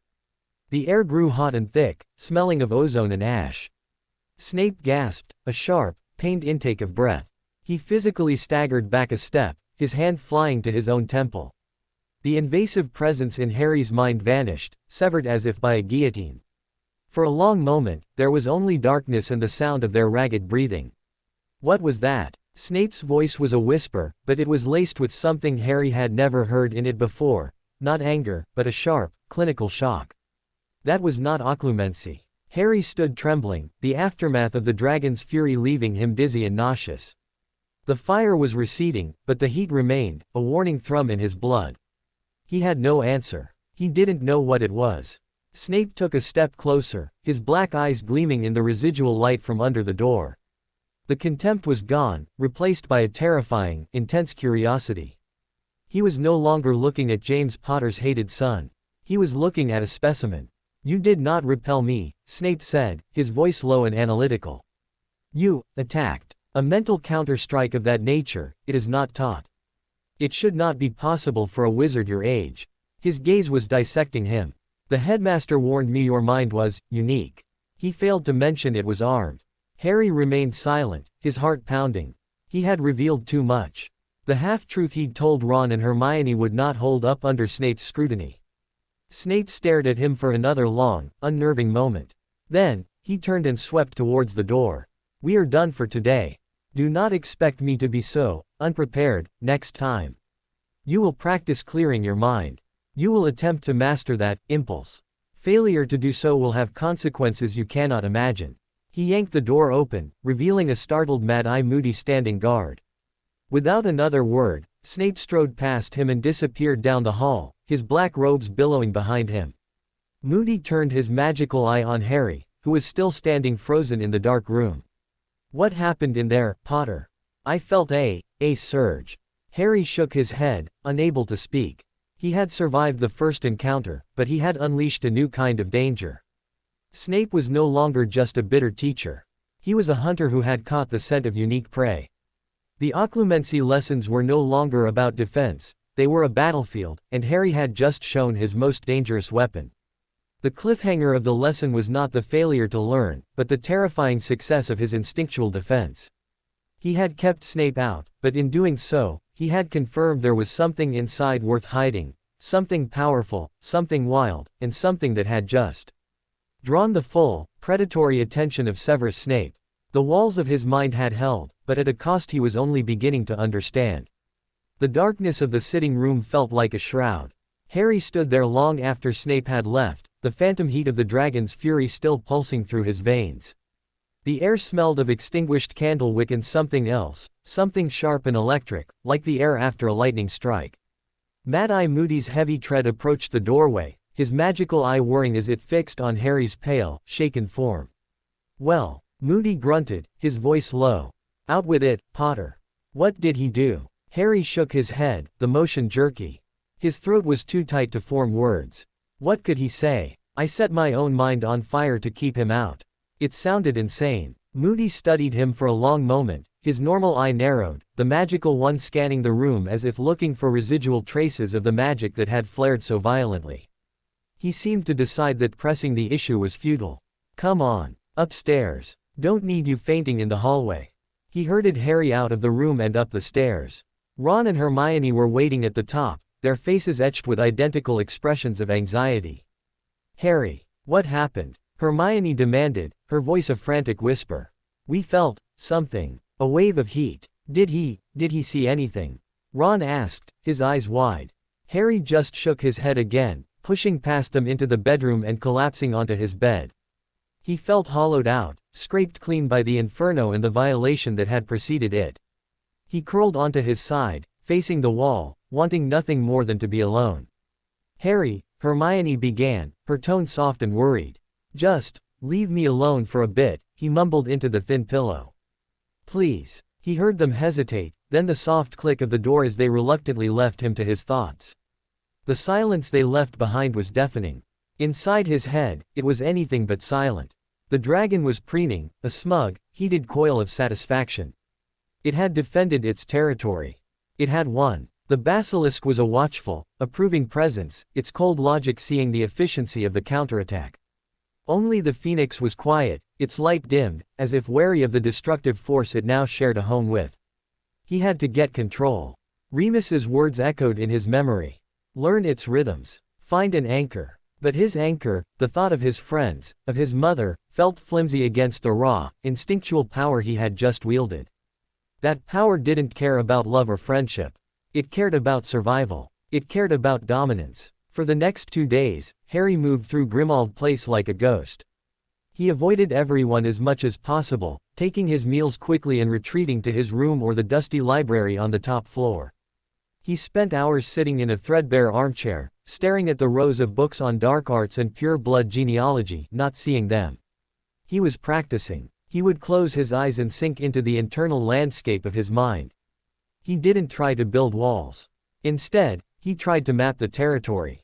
He would approach the dragon's fire, not with fear, but with a cautious acknowledgement. He would let the heat wash over him without letting it consume him. He learned that its intensity was tied directly to his own anger, his sense of being threatened. It was a protector, but a savage, indiscriminate one. He spent time with the basilisk's perception, allowing the heightened awareness to flow through him without letting the cold, predatory logic dictate his emotions. He found he could focus it, like a lens. He could listen to a specific conversation several floors away if he concentrated, or he could tune out the oppressive buzz of the house's ancient magic entirely. And he nurtured the phoenix's warmth. He fed it memories of happy moments, flying on his firebolt, the taste of butterbeer in the 3 broomsticks, the sound of his friends' laughter. It responded, growing from a faint ember to a steady, gentle glow that provided a constant, low-level buffer against the despair that threatened to swallow him. It was exhausting, painstaking work. He felt like a zookeeper trying to tame 3 mythical beasts with nothing but his will. But slowly, incrementally, he began to feel a semblance of balance. The creatures in his blood were not tame, but they were listening. His self-imposed isolation could not last. On the 3rd day, the inevitable happened. He was in the library, focusing the basilisk's hearing on a conversation between Mrs. Weasley and Tonks in the kitchen, when the door creaked open. He snapped his awareness back to the room, his heart giving a guilty lurch. It was Ginny. She stood in the doorway, her arms crossed, leaning against the frame. She didn't look sympathetic or worried. She looked impatient. Hiding out? She asked, her voice flat. Harry straightened up in the armchair. I'm not hiding. I'm thinking. Right. She stepped fully into the room, closing the door behind her. The click was definitive. She walked over to a bookshelf, trailing a finger through the thick layer of dust. Ron and Hermione are worried sick. They think Snape broke you. I'm not broken, Harry said, a little too sharply. The dragon prickled at the implication of weakness. Ginny turned to face him, her brown eyes direct and unwavering. I know. The simple certainty in her tone threw him. What do you know? I know what it's like, she said, her voice dropping. To have something inside you that isn't you. Something dark and possessive that whispers in your head. He stared at her. He had almost forgotten about the diary. About Tom Riddle. She wasn't just guessing. She understood on a level that even Remus couldn't. It's not the same, Harry muttered, looking away. Isn't it? She took a step closer. You think you're the only one who's ever been afraid of their own magic. Of what they might be capable of. Her words struck a chord so deep it vibrated in his bones. The fear of what he might do. The fear that he was the monster the prophet and creature said he was. He used me, Harry, Ginny said, her voice hard now, stripped of any pity. Tom Riddle. He used my magic, my body, my feelings. He turned me into a weapon. And for a long time after, I was terrified of myself. I felt contaminated. Harry looked up at her, truly seeing her for the first time since he'd arrived. She wasn't the little girl with a crush anymore. She was someone who had faced her own darkness and had come out the other side, stronger and sharper. What did you do? He asked, his voice barely a whisper. I decided the magic was mine, she said, her chin lifting. Not his. The feelings were mine. The power was mine. I wasn't going to let what he did to me define me. I took it back. She held his gaze. Whatever this is, this different core, it's yours, Harry. Not Dumbledore's. Not Voldemort's. Yours. So stop hiding from it and learn how to use it. Her words were like a splash of cold water. She had effortlessly seen through his half-truth about the old core. She knew there was more, and she wasn't pushing for details. She was giving him a way forward. Take it back. The phrase echoed in the silent library. The dragon, the basilisk, the phoenix, they were a part of him. A terrifying, chaotic part, but they were his. The alternative was to let them control him, to become the abomination creature had named him. He felt a shift inside, a subtle realignment. It wasn't a sudden mastery, but a change in intent. He was no longer just trying to cage the beasts. He was starting to think of them as assets. "Thanks, Ginny," he said, and he meant it. She gave a short, sharp nod. "Don't mention it. Now, are you going to come downstairs? Fred and George are demonstrating their latest skiving snack boxes. It's bound to be a disaster. You shouldn't miss it." A real, genuine smile touched Harry's lips for the first time in days. "Yeah, okay." He followed her out of the library and down the stairs. The atmosphere in the house felt less oppressive. When he entered the kitchen, Ron and Hermione looked up, their faces flooding with relief. He managed a small, reassuring nod in their direction. He was just sitting down to watch Fred attempt to feed George a fainting fancy when a silvery Patronus, a lynx, streamed through the wall. It landed in the middle of the table, its mouth opening to speak in Kingsley Shacklebolt's deep, calm voice, but the calm was gone, replaced by urgent alarm. "The ministry has fallen. Scrimgeour is dead. They are coming for the children. Evacuate the safe house now." The message dissolved into mist. For a heartbeat, there was absolute, petrified silence. Then, all hell broke loose. "Mrs. Weasley screamed. Sirius roared, drawing his wand. Moody slammed his fist on the table. "We move. Now." The kitchen erupted into chaos. Orders were shouted. Doors were flung open. Harry was pulled to his feet by Ron, his mind reeling. The ministry has fallen. The last bastion of the wizarding world, gone. They are coming for the children. For him. Through the panic, a cold clarity settled over him. The basilisk's perception kicked in, heightening his senses. He could hear the pops of apparition from the street outside, too many, too close. The wards around Grimmauld Place were groaning under a sudden, immense pressure. They were surrounded. Sirius was at the front door, peering through a crack. Death Eaters. A dozen of them. They've breached the outer perimeter. The flow is blocked. Tonks yelled from the fireplace, a shower of green sparks erupting around her. Portkeys are jammed. Mr. Weasley confirmed, frantically checking a small device. They were trapped. The ultimate safe house had become a tomb. Harry's fear was a cold stone in his gut, but it was quickly being submerged by a rising tide of something else. The dragon was awake, not with rage, but with a focused, lethal intent. The phoenix burned bright, a beacon of defiance. The basilisk calculated the odds, the exits, the threats. He wasn't just Harry Potter, the boy they wanted to capture or kill. He was the World Eater. The living death. And he was done hiding. As the first curses began to blast against the front door, splintering the ancient wood, Harry felt his magic coiling, the three threads of his blood weaving together into a single, terrifying purpose. The siege of Grimmauld Place had begun, and the weapon they had come to claim was about to show them exactly what he was made of. The world dissolved into a nightmare of screaming spells and splintering wood. The heavy front door of number 12, Grimmauld Place shuddered under the impact of a dozen curses, the enchantments woven into its grain flaring a sickly green before failing with a sound like tearing silk. A chunk of the door exploded inward, revealing the snarling, masked faces of Death Eaters in the street beyond.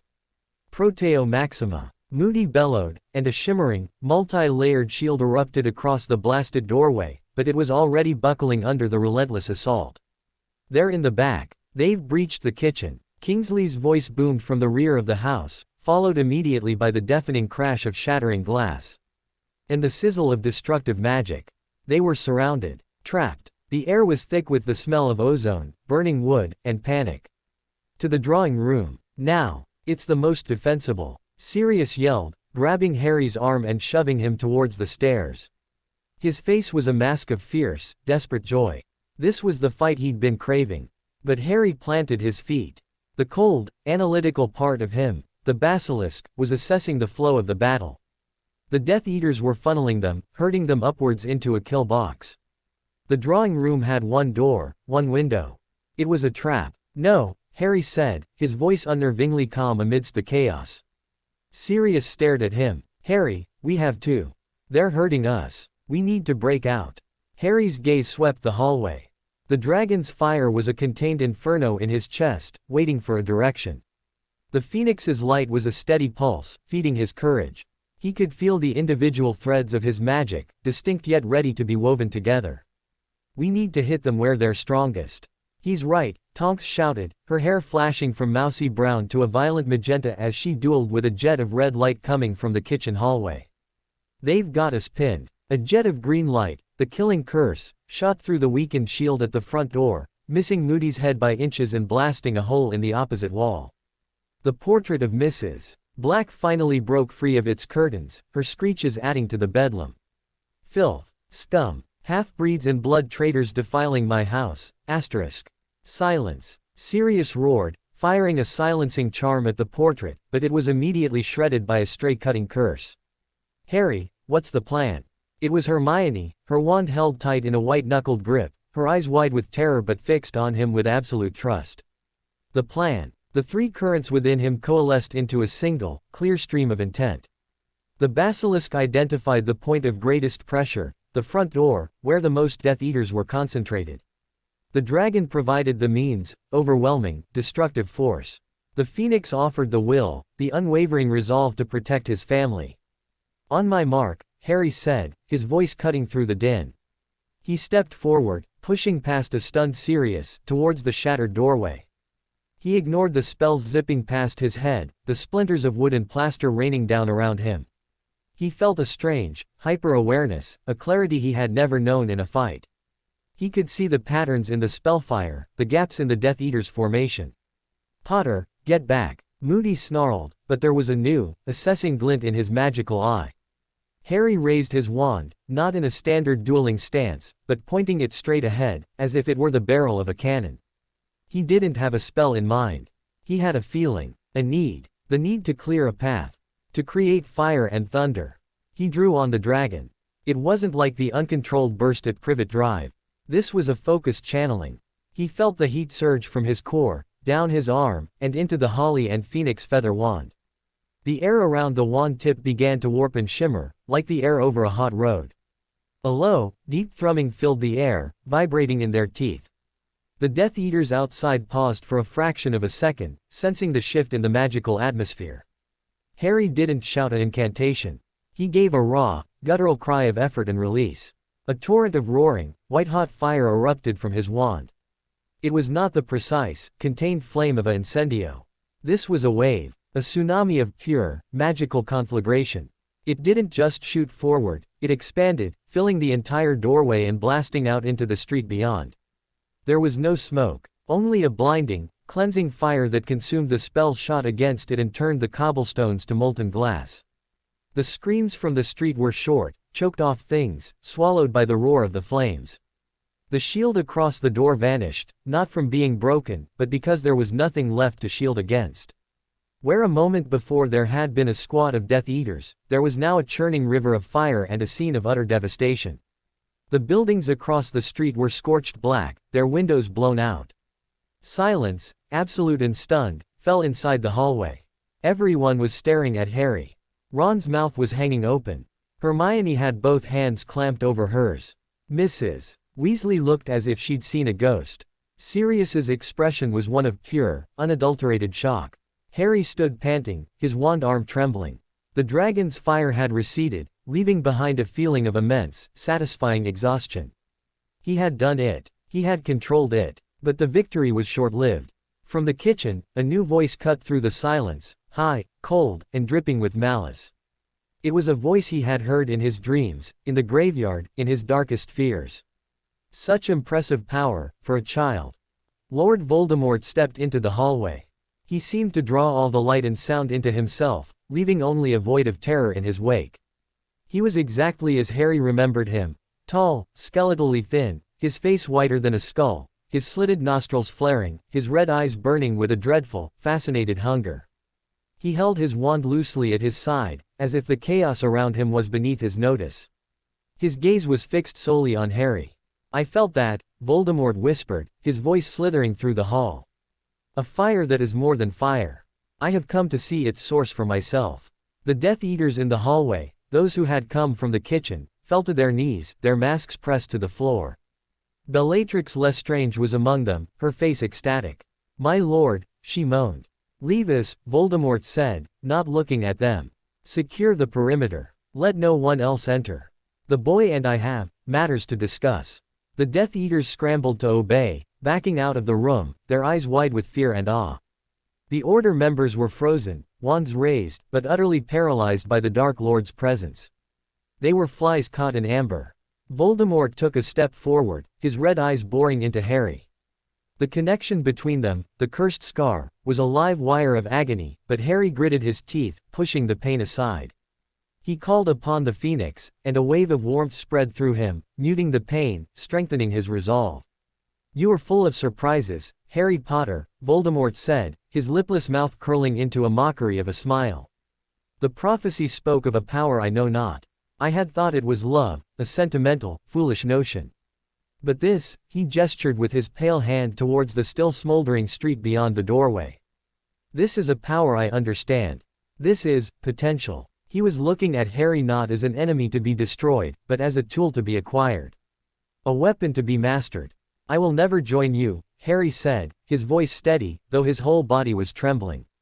Join me. Voldemort let out a soft, chilling laugh. No, Harry. I do not want you to join me. I want to understand you. I want to unravel you. To see what makes you burn so brightly. His eyes flickered to Harry's scar. We are connected, you and I.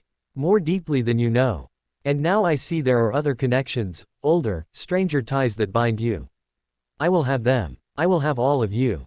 He raised his wand. In that instant, as Voldemort's intent to attack solidified, the basilisk's perception gave Harry a gift. It wasn't a vision, not a thought. It was an instinct. A single, clear, predatory understanding of the magic coalescing at the tip of Voldemort's wand. He knew the spell before it was cast. He saw its magical structure, its point of origin, its trajectory. It was the killing curse. And he knew, with a certainty that was as terrifying as it was absolute, that he could not block it. He could not deflect it. But the basilisk's instinct whispered something else. He could swerve. As the jet of green light erupted from Voldemort's wand, screaming through the short space between them, Harry didn't try to raise a shield. He didn't try to dive aside. He moved his own wand in a short, sharp, twisting motion, a movement that felt as natural as breathing, as instinctive as Parseltongue. The killing curse didn't hit him. It didn't miss him. It bent. It swerved around his body like a river flowing around a stone, so close he felt the chill of its passage, and shot past him to blast a hole in the wall behind. The gasp that went through the hallway was one of pure, uncomprehending shock. Even Voldemort's red eyes widened in astonishment. No one dodged the killing curse. No one. It was unblockable, undodgeable. It was death, incarnate. But Harry had not dodged. He had made death itself change its course. For a single, eternal second, Voldemort was motionless, his mind clearly reeling from the impossibility of what he had just witnessed. His expression shifted from shock to a terrifying, covetous glee. That second was all the opening Sirius Black needed. With a roar of pure, protective fury, Sirius launched himself at the Dark Lord, his wand forgotten, his body a weapon. Get away from my godson. He slammed into Voldemort, sending them both crashing to the floor. The spell was broken. The paralysis shattered. Sirius, no! Harry screamed. The hallway erupted once more into a storm of spells as the Order, galvanized by Sirius's suicidal charge, threw everything they had at the fallen Dark Lord. But it was too late. Voldemort, enraged by the indignity, disentangled himself from Sirius with a blast of raw power that threw everyone against the walls. He rose to his feet, his face a mask of pure, unadulterated fury. He pointed his wand at Sirius, who was scrambling back to his feet, a defiant snarl on his face. A pointless sacrifice, blood traitor, Voldemort hissed. The green light filled the hallway for a second time. It struck Sirius square in the chest. The triumphant, fighting look on his face didn't even have time to change. It simply froze, then emptied. His body fell backwards, graceful and final, through the ragged, curtained archway that led to the basement kitchen. There was no sound of impact. He was just gone. Harry's world stopped. The dragon's fire went out, replaced by an ice so profound it felt like his heart had shattered in his chest. The phoenix's light guttered and died. The basilisk's cold perception was the only thing left, and it showed him the scene with horrifying, sterile clarity.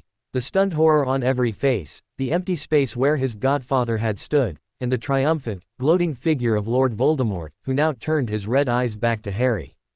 "A lesson," Voldemort said softly, his voice the only sound in the terrible silence.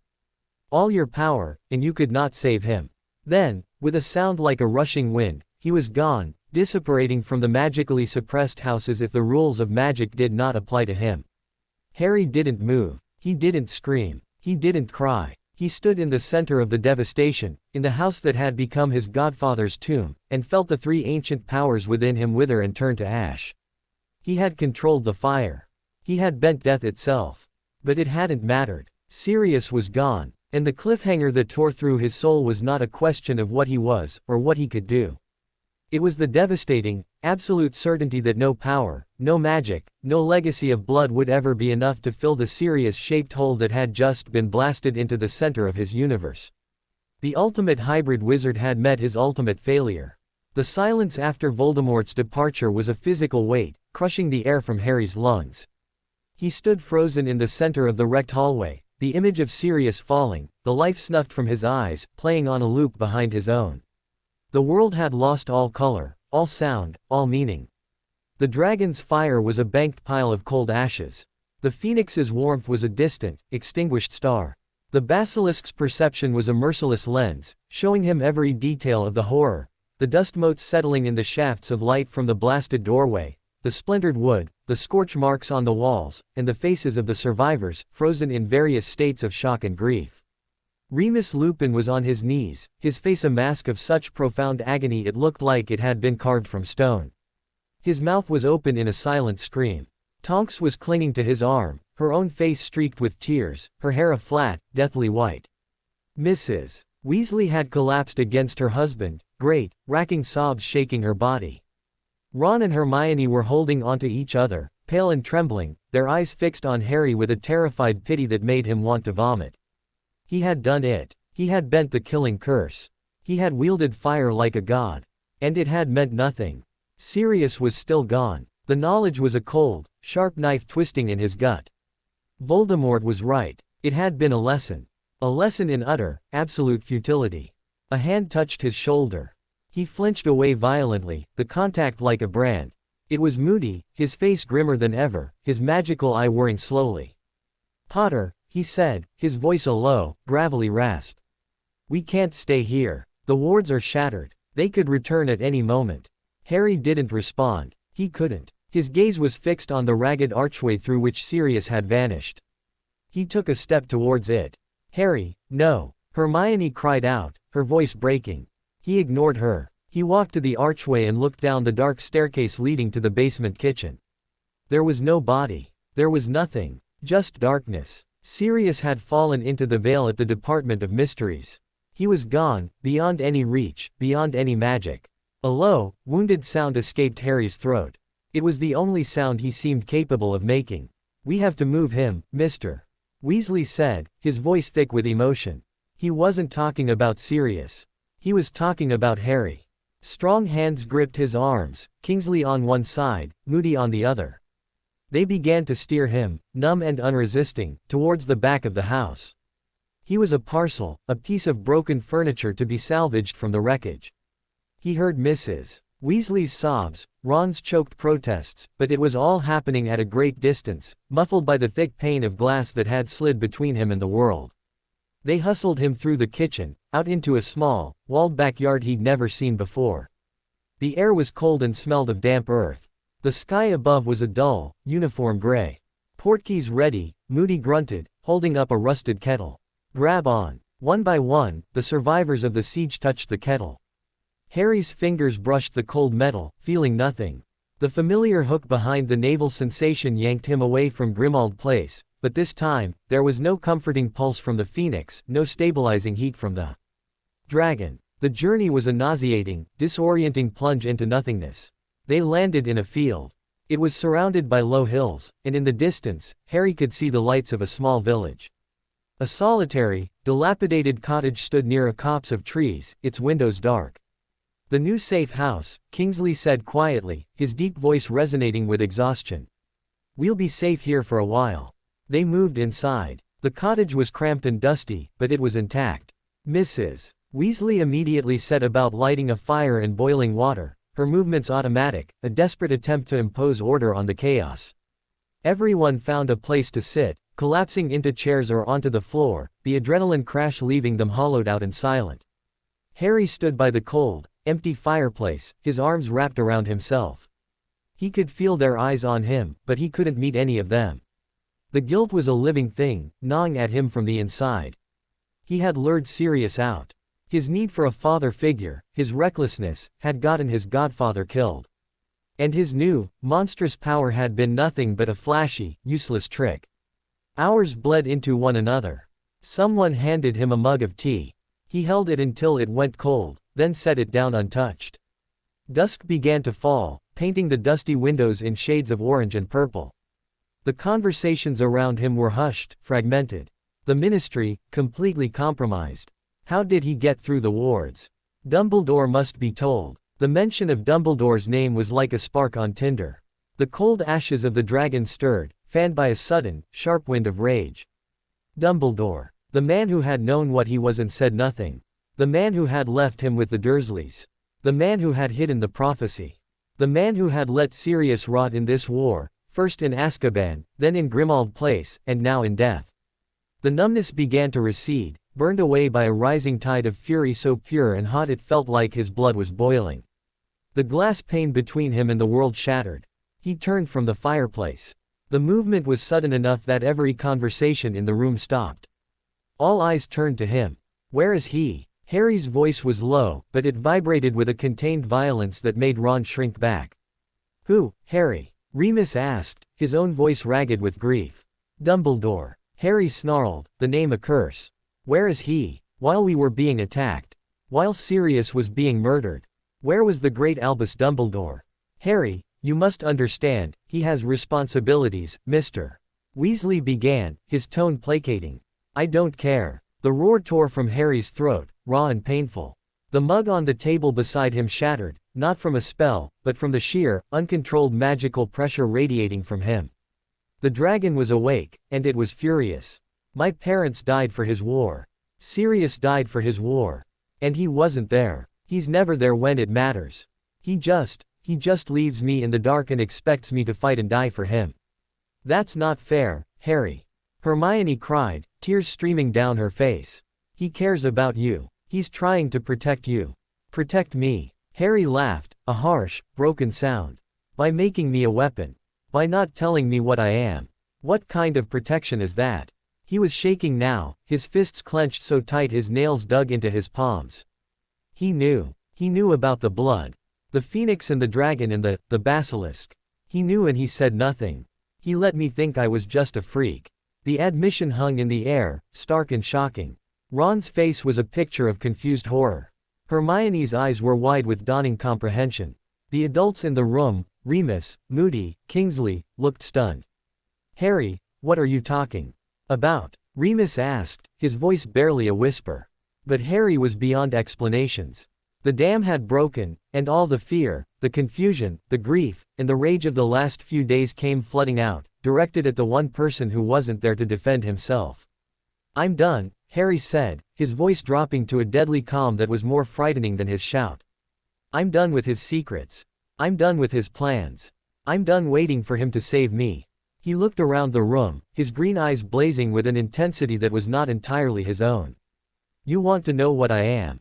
I'm the power he knows not. And I'm done hiding it. He turned and strode towards the cottage door. Harry, no. Where are you going? Mrs. Weasley shrieked, lunging for him. He didn't even look back.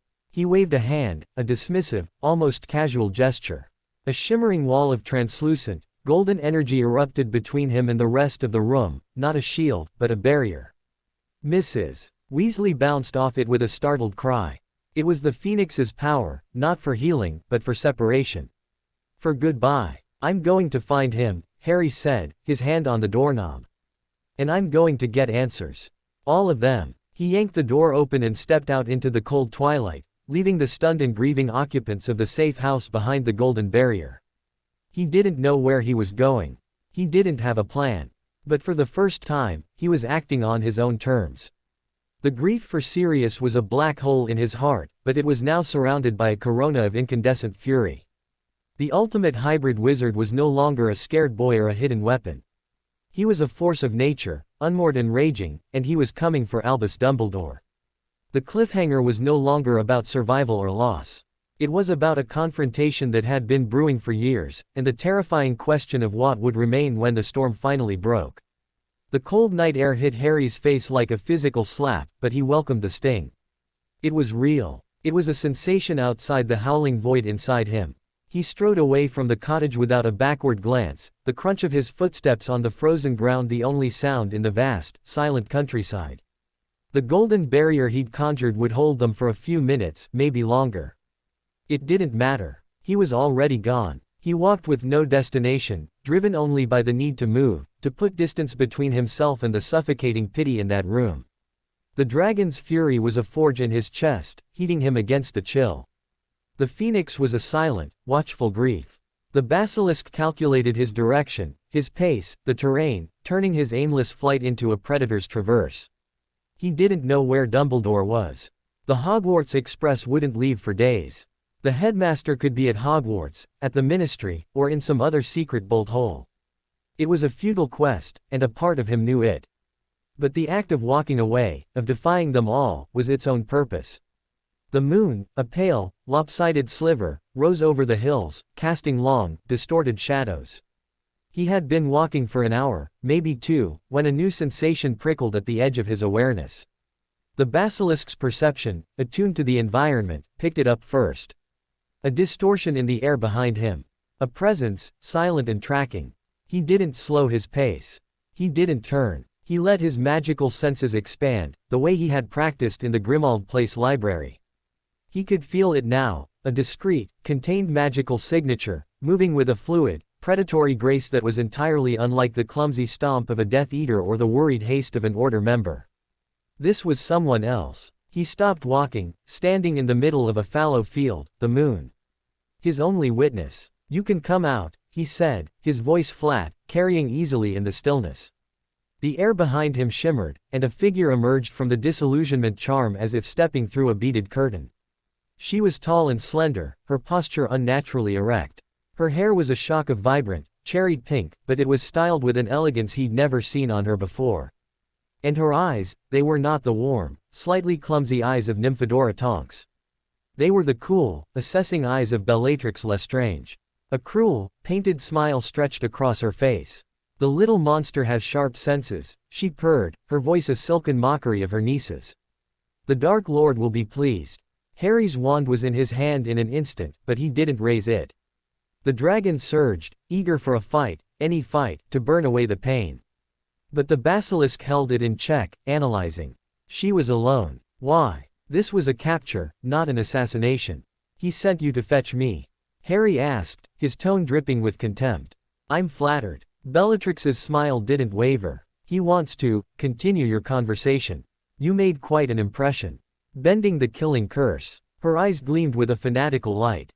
"Such a pretty trick. I want to see you try it again." She moved then, not with a shouted curse, but with a flick of her wrist. A whip of solid, shadowy darkness materialized from the tip of her wand and snaked towards him, hissing through the air. Harry didn't try to block it. The basilisk's instinct took over.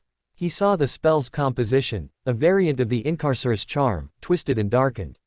He didn't swerve it. He unmade it. He pointed his own wand, not at the whip, but at the space just in front of it, and gave a short, sharp counter-twist of his wrist. The shadow whip didn't dissipate, it unraveled, its magical structure coming apart like a knitted scarf, the threads of darkness dissolving into the night air before they could reach him. Bellatrix froze, her smile finally slipping, replaced by a flicker of stunned confusion. "What? How?" Harry didn't give her time to recover. The dragon, unleashed, demanded offense. He didn't think of a spell. He thought of confinement, of stone, of the tomb they had made of Grimmauld Place. He slammed his wand hand downward, as if driving a stake into the earth. The ground at Bellatrix's feet did not erupt. It swallowed. The earth turned to a thick, grasping quicksand that seized her legs, pulling her down to her knees in an instant. It wasn't water, but churning, liquid soil that hardened rapidly, encasing her in solid rock up to her waist. She shrieked, not in pain, but in outrage, struggling against the petrified earth. You filthy little. The Dark Lord will flay the skin from your bones. Harry walked towards her slowly, his footsteps unnaturally loud in the sudden quiet. He stopped a few feet away, looking down at her trapped form. Her wild eyes blazed up at him, full of hate and a dawning, unwilling respect for the power that had so easily bested her. You tell him, Harry said, his voice low and cold, each word a chip of ice, that I'm not his to summon. If he wants me, he can come and find me himself. He turned his back on her, a gesture of utter disdain more powerful than any curse. He began to walk away again, towards the distant lights of the village. Behind him, he heard Bellatrix's enraged screams, the sound of her blasting at the stone with destructive spells. He didn't care. Let her free herself. The message had been sent. He had only taken a dozen steps when the air in front of him grew still. The faint night breeze died. The chirping of distant insects ceased. A figure appeared, not from a disillusionment charm, but from the very fabric of the night itself, as if he had been woven into the moonlight and shadows all along. Albus Dumbledore stood before him. He looked old. Not just elderly, but ancient, his face etched with a weariness that seemed to go down to the bone. His half-moon spectacles were perched on his crooked nose, but the usual twinkle in his blue eyes was gone, replaced by a deep, immeasurable sadness. He was wearing simple, dark traveling robes, and in his hand, he held the Elder Wand, not raised in threat, but held loosely at his side. Harry, he said, and his voice was heavy with a grief that mirrored Harry's own. The sight of him, the sound of his name spoken in that tone, was a catalyst. The carefully constructed dam of rage and purpose shattered, and the raw, bleeding grief for Sirius came rushing back, so powerful it stole his breath. The dragon's fire sputtered, overwhelmed by the pain. The phoenix let out a silent cry of shared sorrow. You, Harry choked out, his wand hand trembling. You knew she'd be there. You used me as bait. Dumbledore did not deny it. He looked past Harry, towards the still struggling form of Bellatrix Lestrange. I knew she would be hunting. I did not know she would find you so soon. I had hoped to reach you first. His gaze returned to Harry, filled with a profound apology. For that, I am truly sorry. Sorry. Harry's voice rose, cracking with emotion. You're sorry. Sirius is dead. He's dead because of your secrets. Because you left him in that house. Because you didn't tell me what I am. What was the plan, Dumbledore? Were you waiting for me to fully transform before you let me in on the joke? Dumbledore flinched, a barely perceptible tightening around his eyes. The plan, Harry, was to keep you alive. To give you a childhood, however fractured. The knowledge of your lineage, it is a burden that has broken wizards far older and wiser than you. I feared what it would do to you. Well, look at me now. Harry screamed, gesturing wildly at himself, at the trapped Death Eater, at the whole, miserable night. What has it done to me? I have things living inside me.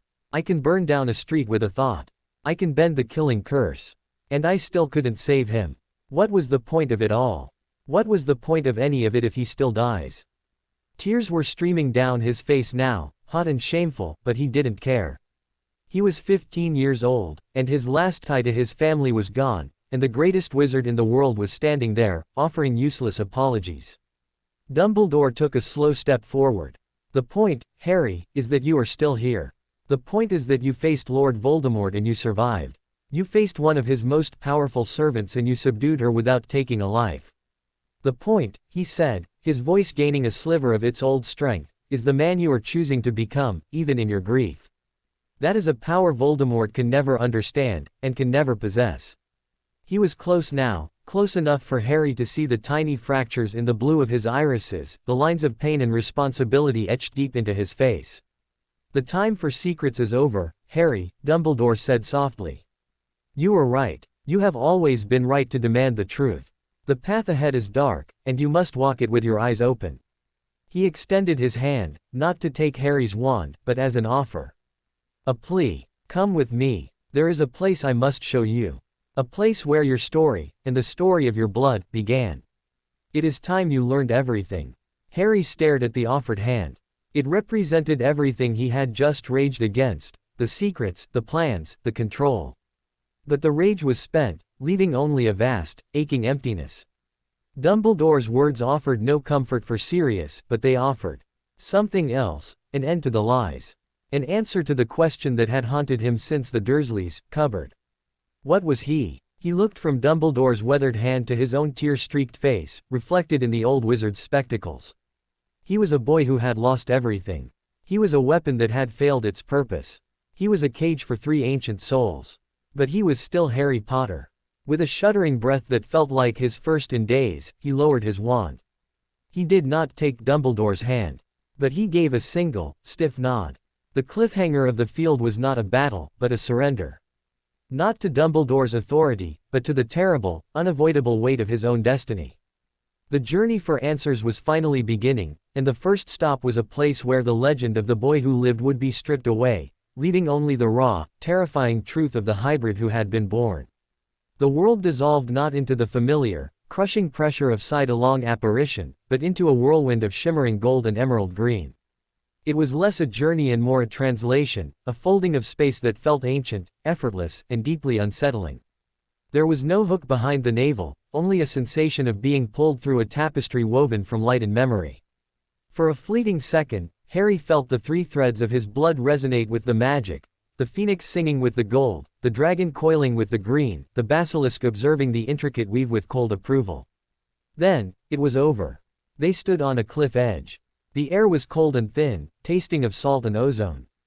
Below them, a furious gray sea smashed against jagged black rocks, sending plumes of white spray high into the air. The sound was a constant, deafening roar that vibrated through the soles of Harry's shoes.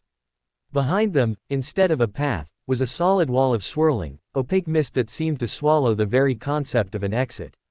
"Where are we?" Harry asked, his voice barely a whisper against the elemental fury of the sea. Dumbledore stood beside him, his robes whipping in the fierce wind, yet he seemed as unmovable as the cliff itself.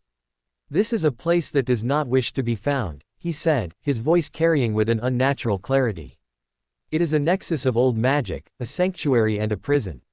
It has many names, but those who knew it called it the Isle of Sighs." He pointed a long, bony finger not out to sea, but inland, across a narrow, windswept valley that lay before them. In the center of the valley, surrounded by stunted, twisted trees, stood a ruin. It wasn't a castle or a fortress. It was a single, circular tower, impossibly tall and slender, carved from the same black rock as the cliffs. It looked less like it had been built and more like it had been grown, or perhaps thrust up from the bowels of the earth by some forgotten cataclysm. Its sides were smooth and featureless, with no visible door or windows, and its peak was lost in the low, scudding clouds. An aura of profound loneliness and immense age emanated from it, a silence that was deeper and more potent than the roar of the ocean. "The obsidian spire," Dumbledore said, and a note of reverence, or perhaps fear, entered his voice. "This is the source, Harry. The place where the 3 bloodlines you carry were last known to converge, over 1,000 years ago." 1,000 years. The number was so vast it was meaningless.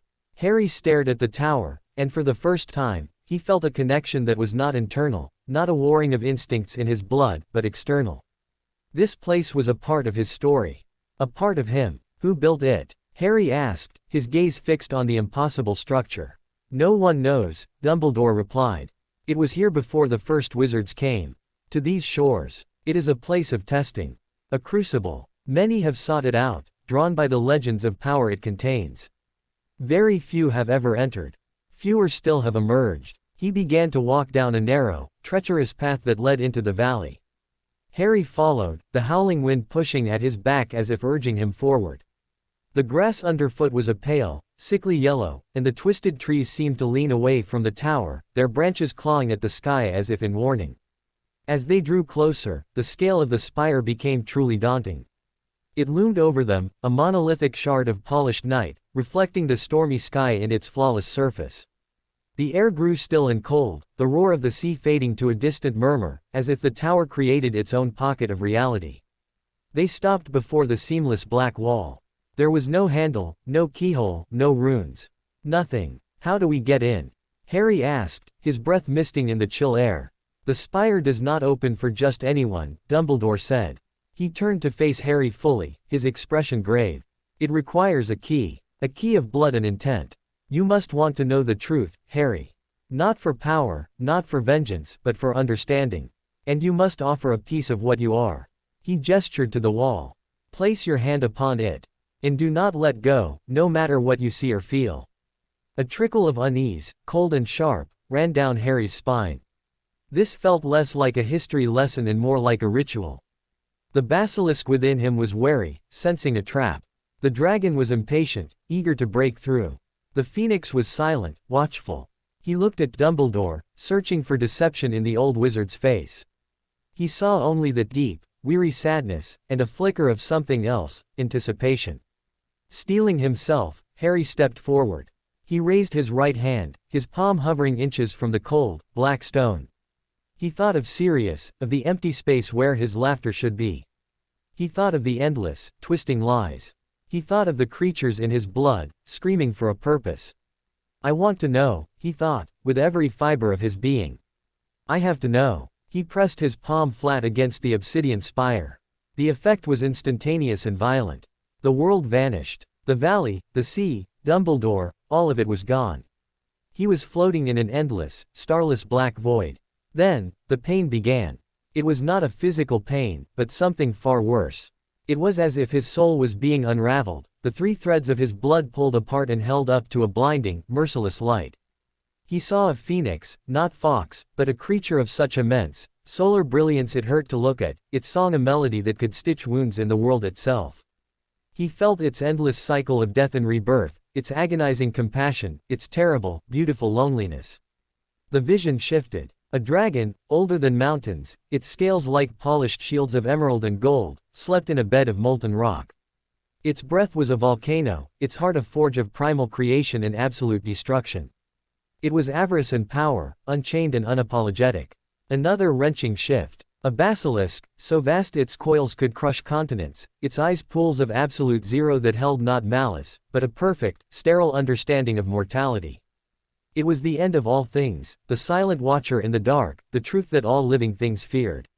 The three visions swirled around him, not as separate entities, but as a chaotic, warring trinity. He felt the phoenix's hope being smothered by the dragon's greed. He felt the basilisk's cold logic freezing the dragon's fire. He felt the phoenix's song trying to heal the absolute finality of the basilisk's gaze. They were incompatible. They were eternal. Enemies. They could not coexist. And yet, they did. They coexisted in him. The pain reached a crescendo, a silent scream that tore through the void. He was being pulled in three directions at once, his very essence threatening to tear itself apart. This was the truth. This was the curse of his blood.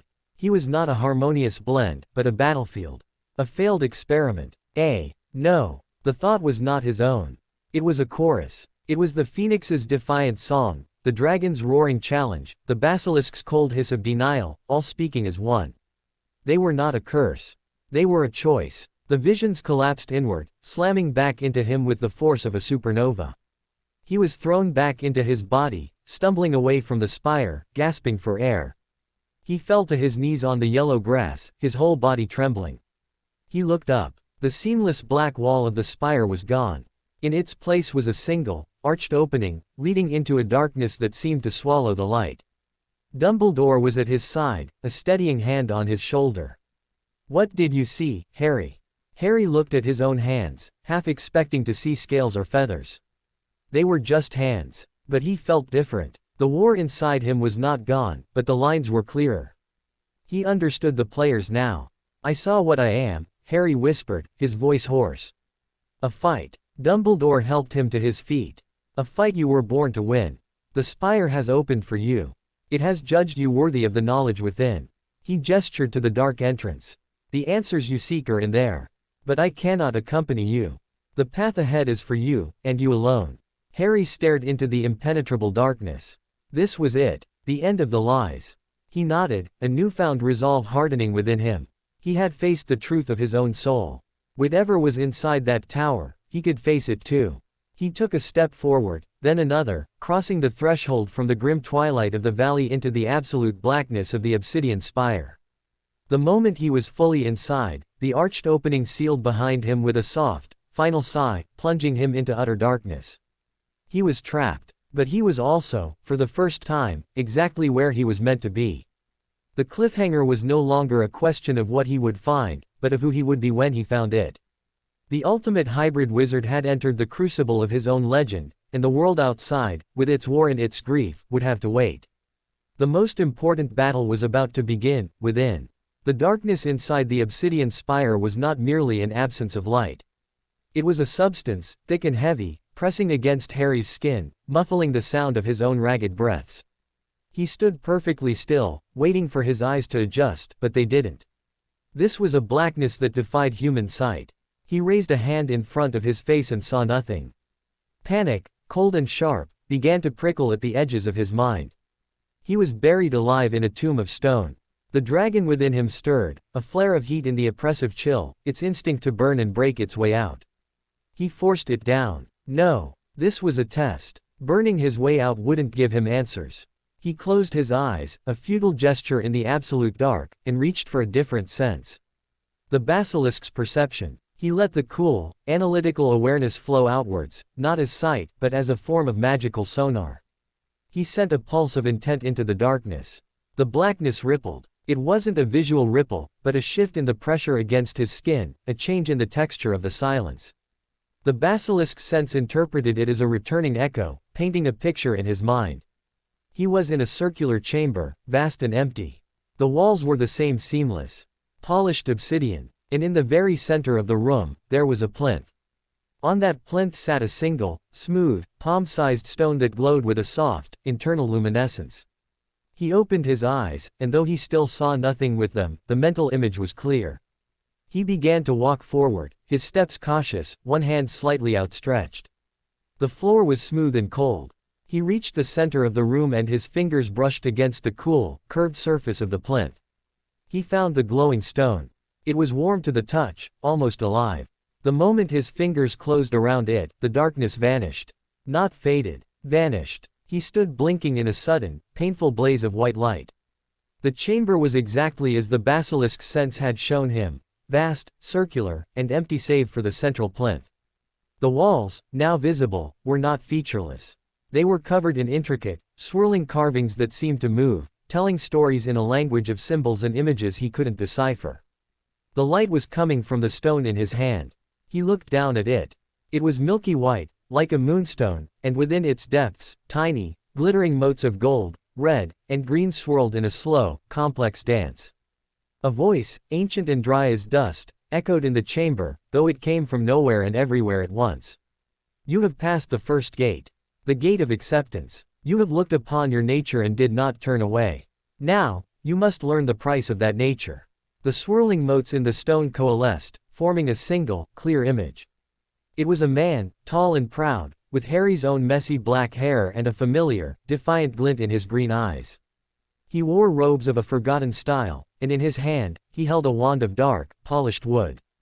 The background shifted, showing a landscape of lush, primordial forests and towering, active volcanoes. Ignotus Peverell, the voice intoned. The last known bearer of the unified blood. He who walked with the phoenix's grace, commanded the dragon's fire, and perceived with the basilisk's eye. He sought to use this confluence for greatness. To heal the world of its sorrows. The image in the stone showed Ignotus performing acts of breathtaking magic. He calmed a erupting volcano with a song, the phoenix's power mending the torn earth. He forged a sword from starlight and dragon fire, a weapon of pure, righteous power. He stared down a rampaging manticore, his basilisk gaze forcing the beast to bow its head in submission. Harry watched, mesmerized. This was what he could be. A healer, a warrior, a king. But then the image in the stone darkened. Ignotus stood on a battlefield, surrounded by the dead and dying. The power that had once healed now destroyed. The dragon's fire, once controlled, raged in a wild inferno that consumed friend and foe alike. The basilisk's perception, once used for understanding, now saw only threats, turning allies into potential enemies.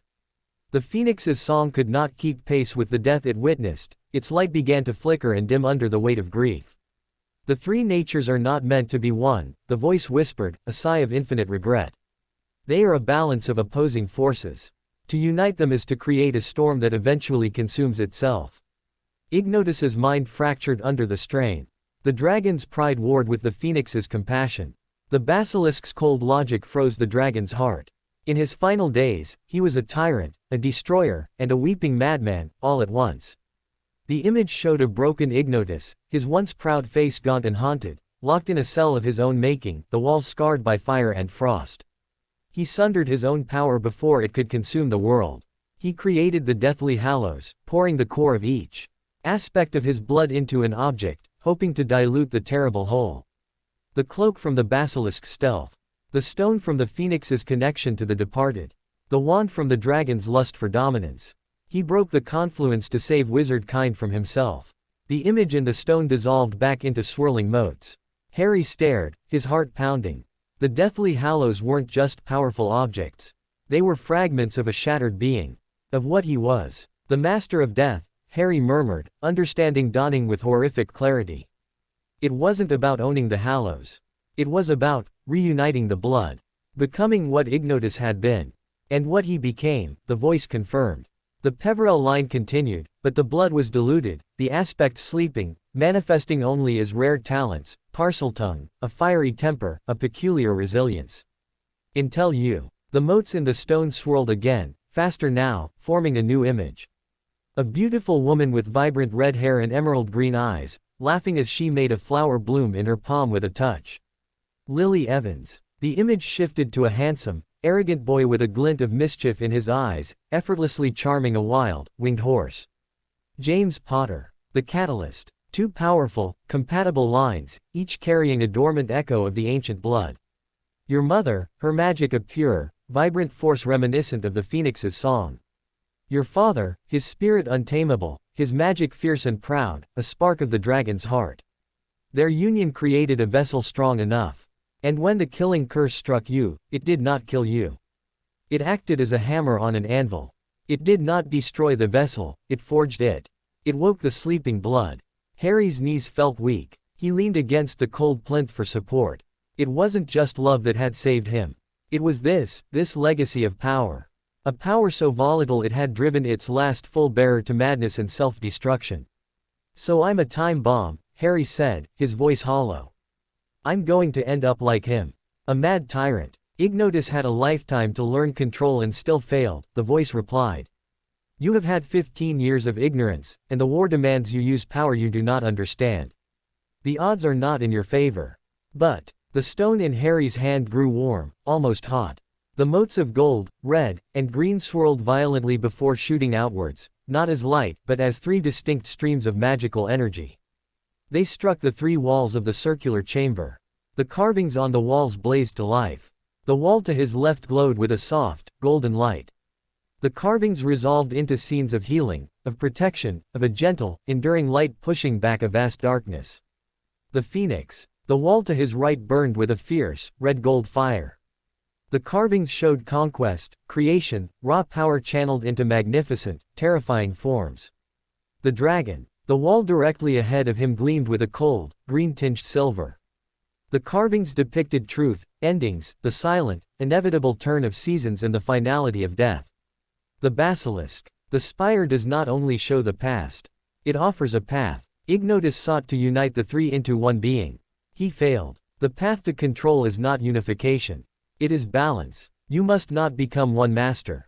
You must become three. The voice fell silent. The three illuminated walls pulsed with energy, waiting. Harry understood. This was the second test. The gate of choice. He had to choose which aspect to embrace first. Which part of his soul to truly master. To walk the path of the phoenix, and learn resilience and healing. To walk the path of the dragon, and learn dominion and raw power. Or to walk the path of the basilisk, and learn the cold, unforgiving truths of life and death. Each path led to a different kind of strength. A different kind of weapon against Voldemort.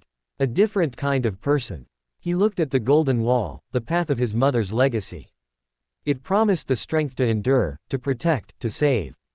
But would it be enough to win a war? He looked at the fiery wall, the path of his father's spirit.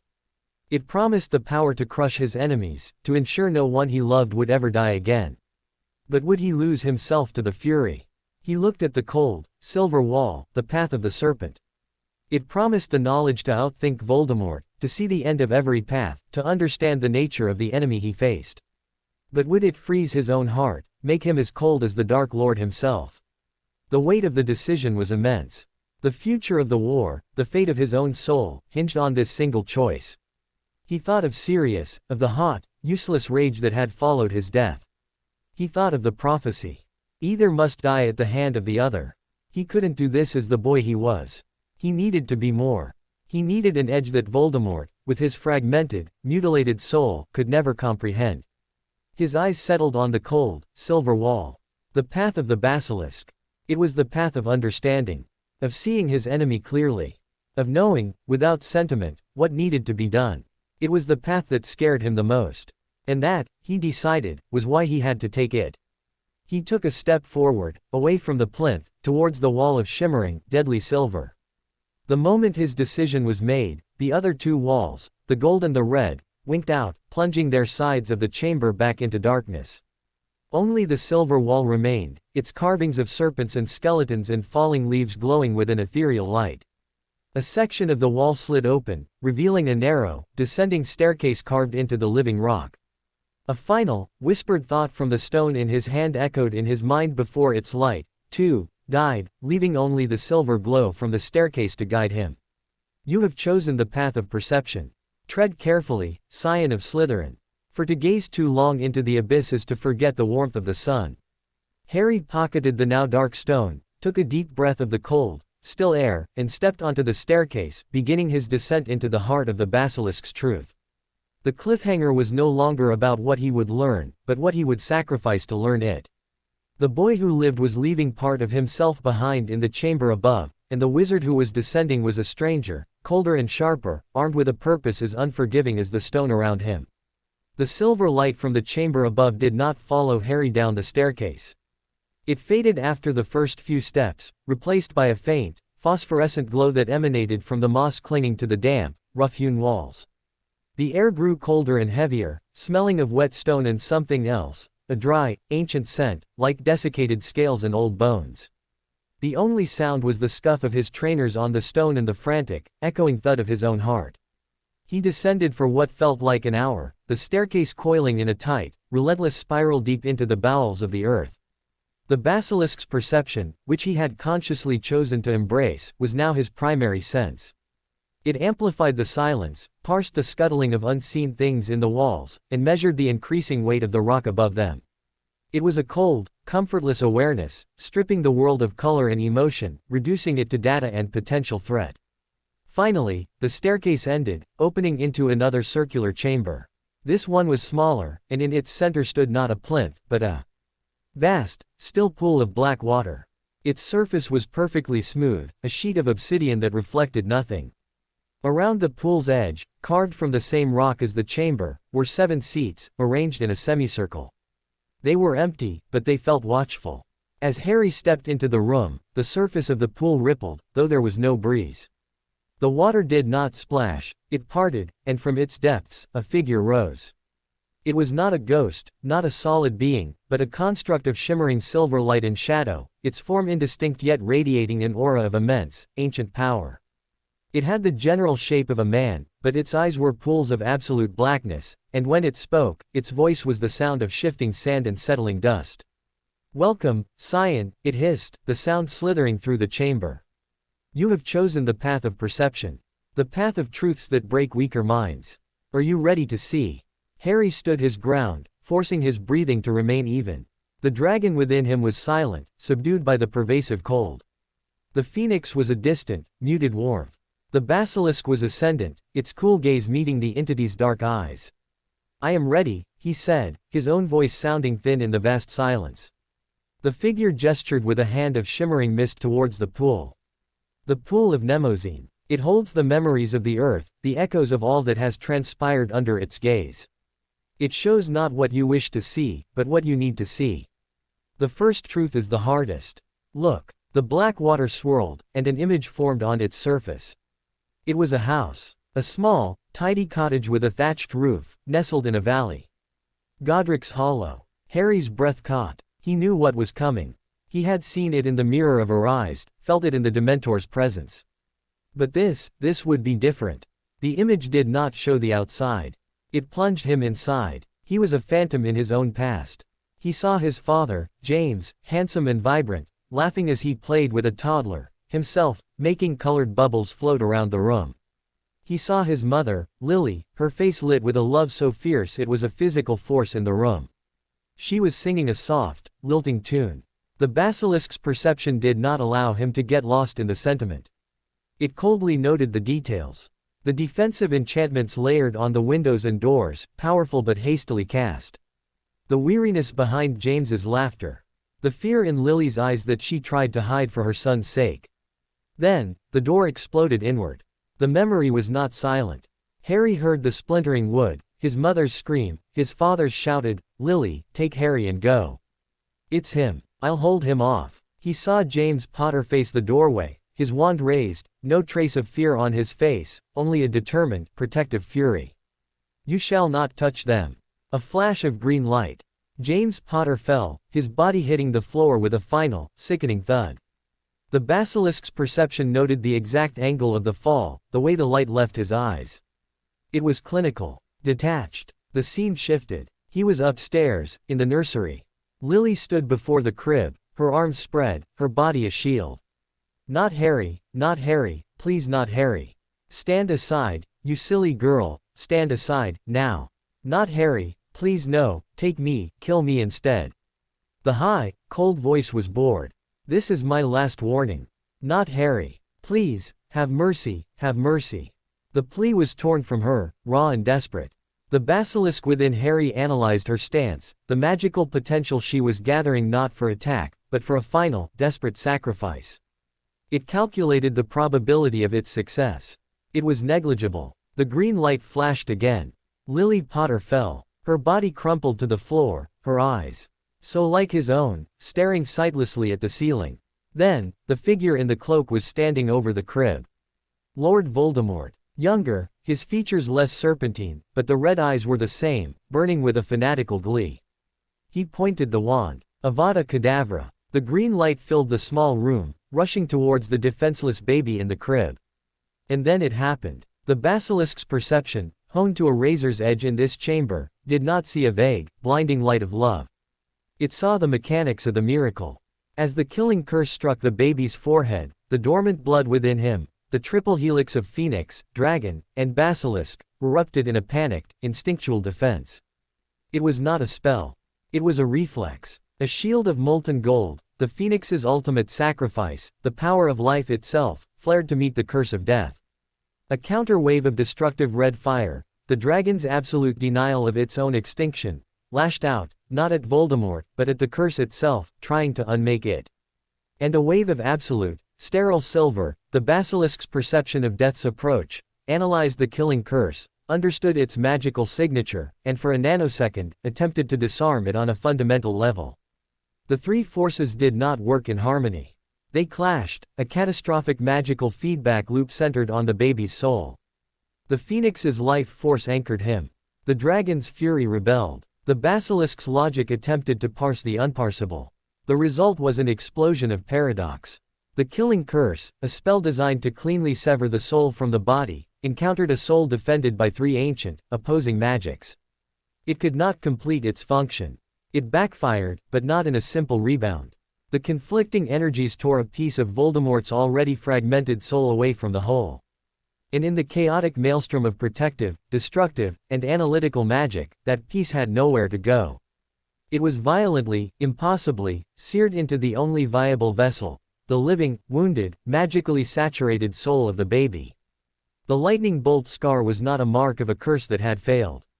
It was a wound, a magical puncture. The seal on a prison cell containing a fragment of his parents' murderer. The vision in the pool vanished, the water returning to its placid, black stillness. Harry was on his knees, vomiting onto the cold stone floor. His body was convulsing, not with tears, but with the sheer, physical shock of the truth. It wasn't love that had saved him. It was a freak accident of magical biology. A catastrophic defense that had, by chance, left him alive but horribly marked.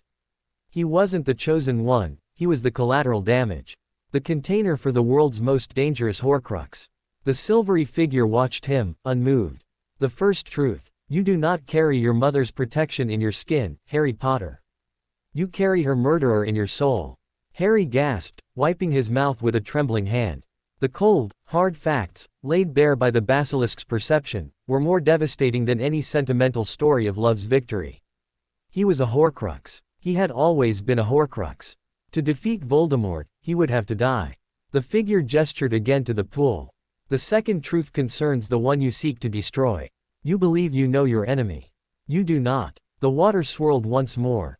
This time, it showed a different memory. A dark, cramped room in a London orphanage. A pale, handsome boy with black hair and dark eyes was staring at an open wardrobe. Inside, hanging from a hook, were the dead, stiff bodies of a rabbit and a squirrel. The boy, Tom Riddle, was not horrified. He was fascinated. He reached out a finger and stroked the cold fur of the rabbit. The basilisk's perception, flowing through the memory, did not feel the boy's cruelty. It felt his hunger. A yawning, bottomless emptiness. A void where connection and empathy should have been. The image shifted. The Great Hall of Hogwarts. Young Tom Riddle, surrounded by admiring Slytherins. The perception picked up the subtle calculations behind his smiles, the way he stored every piece of information about his peers, their fears, their desires, as potential leverage. He was not building friendships, he was assembling a network of assets. Then, the memory of his first Horcrux. The murder of Moaning Myrtle. The perception did not focus on the act itself, but on the moment after. As the piece of his soul was torn away, the void inside Tom Riddle did not shrink. It grew. The act of self-mutilation, intended to grant immortality, only deepened the chasm in his being. He was not becoming more, he was becoming less. Each Horcrux was not an anchor to life, but a step deeper into a spiritual abyss. The final image was the graveyard. The perception focused on the moment of Voldemort's rebirth. As the cauldron bubbled and his body was remade, Harry saw it not as a triumph but as a grotesque parody of life. The magic was a patchwork of stolen things, bone, flesh, blood. The soul that animated it was a shredded, frayed thing, a collection of ragged fragments howling in the wind. There was no unity, no center. Only a desperate, clinging hunger to exist, to fill the void with power and terror because it was incapable of being filled with anything else. The pool went dark. The second truth, the figure hissed. Lord Voldemort is not a man to be defeated. He is a wound in the world, a self-inflicted curse given form. You cannot reason with him. You cannot redeem him. You cannot even truly kill him, for what is already dead. The only way to end him is to cleanse the infection. To destroy every anchor, every fragment of that which should never have been divided. Harry slowly got to his feet. His body was cold, his mind reeling, but the basilisk's cold logic was a scaffold, holding him up. He saw the entire, terrible equation now. He was a Horcrux. Voldemort was a collection of Horcruxes. They were two sides of the same cursed coin. The final lesson, the figure said, its form beginning to dissolve back into the pool.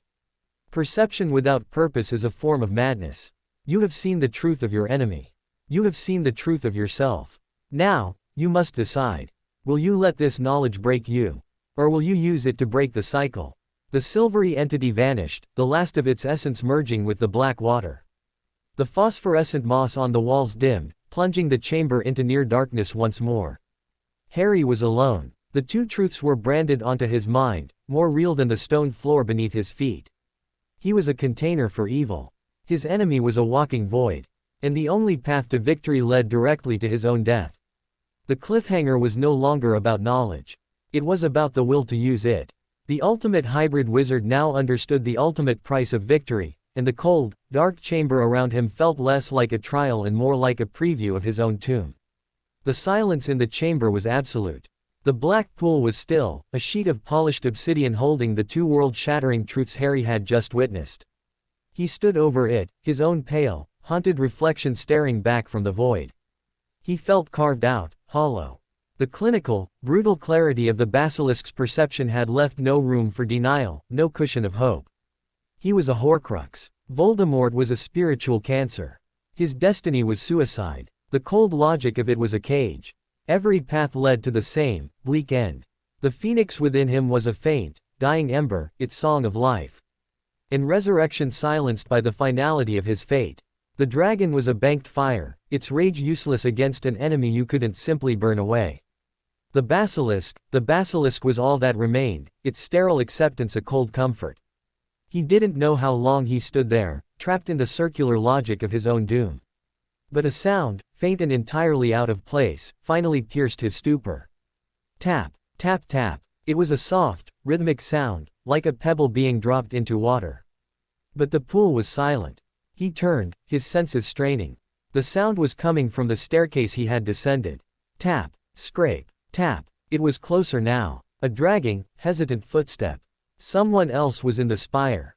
His wand was in his hand in an instant, the wood cool against his palm. The basilisk's perception sharpened, focusing on the staircase entrance.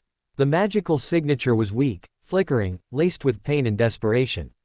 It was familiar. A figure stumbled out of the stairwell and collapsed onto the chamber floor, gasping for breath. It was Ron. He was a mess. His robes were torn and smeared with dirt and what looked like blood. His face was pale and streaked with grime, his freckles standing out like spots on a sickly leaf. He clutched his left arm, which was bent at an unnatural angle. Harry. Ron croaked, his eyes wide with pain and fear. Merlin's beard, I found you. Harry didn't lower his wand. The basilisk's cold analysis took over. How? The spire was unplottable, protected by ancient magic. Dumbledore had said the path was for him alone.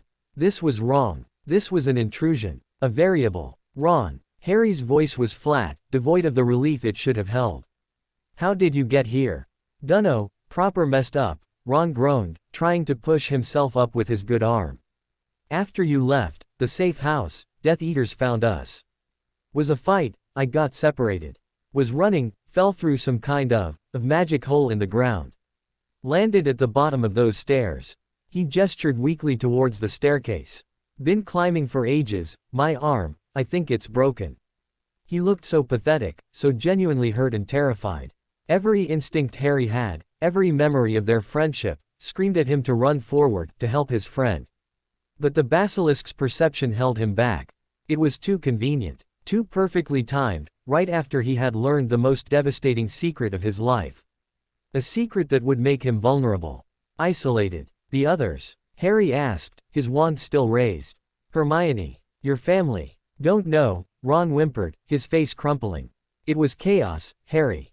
Spells everywhere. I saw a green light hit Fred. I don't know if he broke off, a sob wrenching from his chest. You have to help me, mate. Please. It hurts so bad. The mention of Fred, the raw, believable grief in Ron's voice, was a masterstroke. It targeted the last vestiges of Harry's humanity, the part that wasn't governed by cold logic. The phoenix within him stirred, a faint pulse of compassion for his friend's pain. Harry took a hesitant step forward. Then another. His wand wavered. Ron looked up at him, his blue eyes swimming with tears. We have to get out of here, Harry. We have to find the others. He was right. They had to leave. They had to fight. The war was still happening outside this stone tomb. The thought was a lifeline, pulling Harry back from the edge of the abyss his thoughts had become. He was 3 steps away from Ron now. He could see the sweat on his brow, the genuine tremor in his injured arm. He started to lower his wand, his other hand reaching out to help his friend up. It's going to be okay, Ron, Harry said, the words feeling foreign on his tongue. We'll fix your arm. We'll find them. A strange, subtle change came over Ron's face. The pain and fear didn't vanish, but they were joined by something else. A flicker of calculation, a sharpening of focus behind the tears. Will we, Harry? Ron's voice was different, softer, colder. Will anything ever be okay again? Harry froze, his hand outstretched. Ron's form began to shimmer, like a mirage in the desert heat. The features blurred, the red hair darkening, the lanky frame compacting, the torn robes melting away and reforming. In less than a heartbeat, the injured Ron Weasley was gone. Standing in his place was Tom Riddle. Not the serpentine visage of Lord Voldemort, but the 16-year-old prefect Harry had met in the diary. He was handsome, pale, and perfectly composed, his Hogwarts robes immaculate. A cruel, knowing smile played on his lips. His eyes, however, held the same ancient, hungry darkness Harry had seen in the pool. The third lesson, the boy who was Tom Riddle said, his voice a silken parody of Dumbledore's from the chamber above. Perception must be turned outward as well as inward. The greatest enemy is not the one who stands before you with a wand. It is the one who knows how to wear the face of a friend. Harry stumbled back, his heart hammering against his ribs like a trapped bird.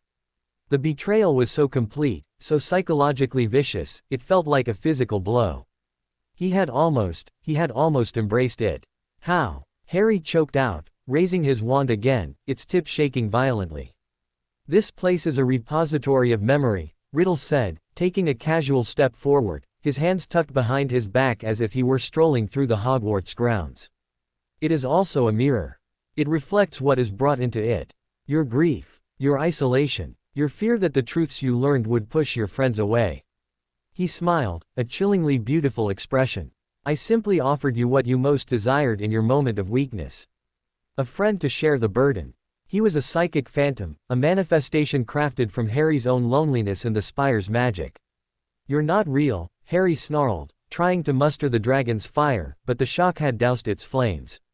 Am I not? Riddle tilted his head. I am a memory, given form and purpose. I am the part of him that lives in you, Harry. The piece he left behind. We are closer than brothers, you and I. His dark eyes gleamed. I felt your horror when you saw the truth of our connection. You finally understand. We are bound. To destroy him, you must destroy me. And to destroy me, I have to die, Harry finished, the words a death sentence. It is the only way, Riddle said, his tone almost gentle, like a doctor delivering a terminal diagnosis. But it is a noble end, is it not? The ultimate sacrifice for the greater good. Dumbledore would be so proud. The name was a sneer. He has always been preparing you for the slaughter, Harry. I am merely the one honest enough to show you the altar. He began to circle Harry, his movements fluid and predatory. But is that truly what you want? To die for a world that has given you nothing but pain? To fade into nothingness so that others may live their boring, ordinary lives? He stopped, his gaze intense. There is another path. The path Ignotus failed to walk. You have seen the power within you. The power to bend death itself. Do you truly believe that such a force is meant for self-immolation? He gestured around the chamber. This spire, it is a tool for understanding, yes. But it is also a wellspring. The magic here is pure, undiluted by centuries of wand-waving and petty incantations. It is the magic of creation and unmaking. With the knowledge you now possess, you could learn to not just remove my peace from your soul, but to absorb it. To claim his power as your own. To complete the confluence Ignotus shattered. The offer hung in the cold air, seductive and terrifying. To live. To not just defeat Voldemort, but to become him, infused with all his power and his own unique, triple-blooded strength. He would be invincible. The dragon within him roared to life, not in rage, but in avaricious hunger. Yes. Take it. Claim the power. Never be weak again. Never be a victim. The phoenix cried out in silent denial, a flare of pure, desperate light against the tempting darkness. The basilisk calculated. It analyzed Riddle's offer. The probability of success. The cost. The nature of the being he would become. Harry looked at the handsome, smiling face of Tom Riddle, the architect of all his misery. This was the choice. The path of perception ended here, not with an answer, but with a crossroads. He could choose the noble death. Or he could choose the monstrous life. The phantom of Tom Riddle extended a hand, just as Dumbledore had in the field. His smile was a promise of power, of freedom from death, of a destiny shaped by his own will, not Dumbledore's plans or a madman's curse. The world does not need a martyr, Harry, Riddle whispered, his voice a hypnotic serpent's coil. It needs a king. Take my hand, and let us remake this world together. Harry stared at the offered hand, the embodiment of every dark temptation he had ever felt. The cliffhanger was no longer about survival or knowledge, but about the fundamental core of his soul. Would he remain Harry Potter, the boy who was willing to die for his friends? Or would he grasp the power offered and become something else entirely, a hybrid not just of blood, but of purpose, a fusion of hero and villain, the only being capable of ruling the wreckage he would leave behind? The fate of the wizarding world balanced on the edge of his decision. The phantom's hand hung in the air, a pale, tempting promise in the gloom. The silence in the chamber was a physical weight, pressing down on Harry, forcing the air from his lungs. He could feel the three warring factions inside him screaming their counsel. The dragon roared its approval. Power. Dominion. Life. Take it. Break the cage of your destiny. The phoenix sang a silent, desperate song of denial. Sacrifice. Love. Remember your mother. Remember Sirius. This is not the way. The basilisk coldly laid out the facts. Absorption of a foreign, malevolent soul fragment carries a 97% probability of permanent psychological degradation and moral inversion. The offer is logical, but the cost is the annihilation of your core identity. Tom Riddle's smile was a blade. Why do you hesitate? Is it the memory of the mudblood? The weasel? They will never understand what you would become. They would fear you. They would try to control you, just as Dumbledore has. He took a step closer, his voice dropping to a conspiratorial whisper. Or is it the memory of the blood traitor? Your beloved godfather. He died for a cause that was never his own. He died for Dumbledore's war. Do not make his mistake. Choose a cause that is yours. Power. The name, Sirius, was the spark on the tinder of Harry's grief. A fresh wave of agony, sharp and clean, washed over him. He saw the defiant look on Sirius's face, the empty space where he had fallen. He had died believing in Harry. Believing he was good. The dragon's seductive whispers faltered. The phoenix's song grew stronger, fueled by the memory of that unwavering, reckless love. The basilisk recalculated, factoring in the new variable, honor. Harry looked at the phantom's hand, and then he looked at his own. The hand that had held a wand against a basilisk, that had clutched the Triwizard Cup in a graveyard, that had failed to save the man who had given him a home. No, Harry said. The word was quiet, but it was absolute. It was not a shout of defiance, but a simple, final statement of fact. Riddle's smile vanished. His face became a mask of cold, petulant fury. No, you would throw away immortality. You would choose to be a sacrifice. I'm not choosing to be a sacrifice, Harry said, his voice gaining strength as the phoenix's warmth spread through him, burning away the last of the basilisk's sterile chill and the dragon's greedy heat. I'm choosing not to be you. He raised his wand, not in a dueler's stance, but pointing it at the ground between them. He didn't need fire or ice. He needed light. He thought of his mother's smile. His father's laugh. The warmth of the burrow. Ron's loyalty. Hermione's intelligence. Ginny's fierce spirit. Remus's quiet strength. The love that had been his anchor, even when he hadn't known it. He poured it all into a single, silent, desperate incantation. Expecto Patronum. It did not emerge as a stag. A torrent of blinding, liquid silver erupted from his wand. It was not a defined shape, but a raging, formless cascade of pure, concentrated joy and love and hope, the absolute antithesis of the dark, hungry void that was Tom Riddle. It was the phoenix's song given form, the dragon's fire purified of its rage, the basilisk's perception focused on everything that was worth living for. The silver light hit the phantom of Tom Riddle. He did not scream. He unraveled. His handsome features dissolved like smoke in a gale. The immaculate robes tore apart into shreds of shadow. The dark, hungry eyes widened in shock and then were consumed by the blazing light. The psychic construct, built from Harry's fear and loneliness and the spire's reflective magic, could not withstand the direct assault of everything it was designed to corrupt. This is not the end, Harry Potter. Riddle's voice was a fading, multi-layered shriek, the memory of a memory. We are bound. You will join me in the darkness, one way or another. And then he was gone. The chamber was empty save for Harry, panting, the silver light of his formless Patronus fading slowly, leaving behind the faint, clean smell of rain and a profound, ringing silence. The victory felt hollow. He had banished a phantom, but the real enemy remained, inside and out.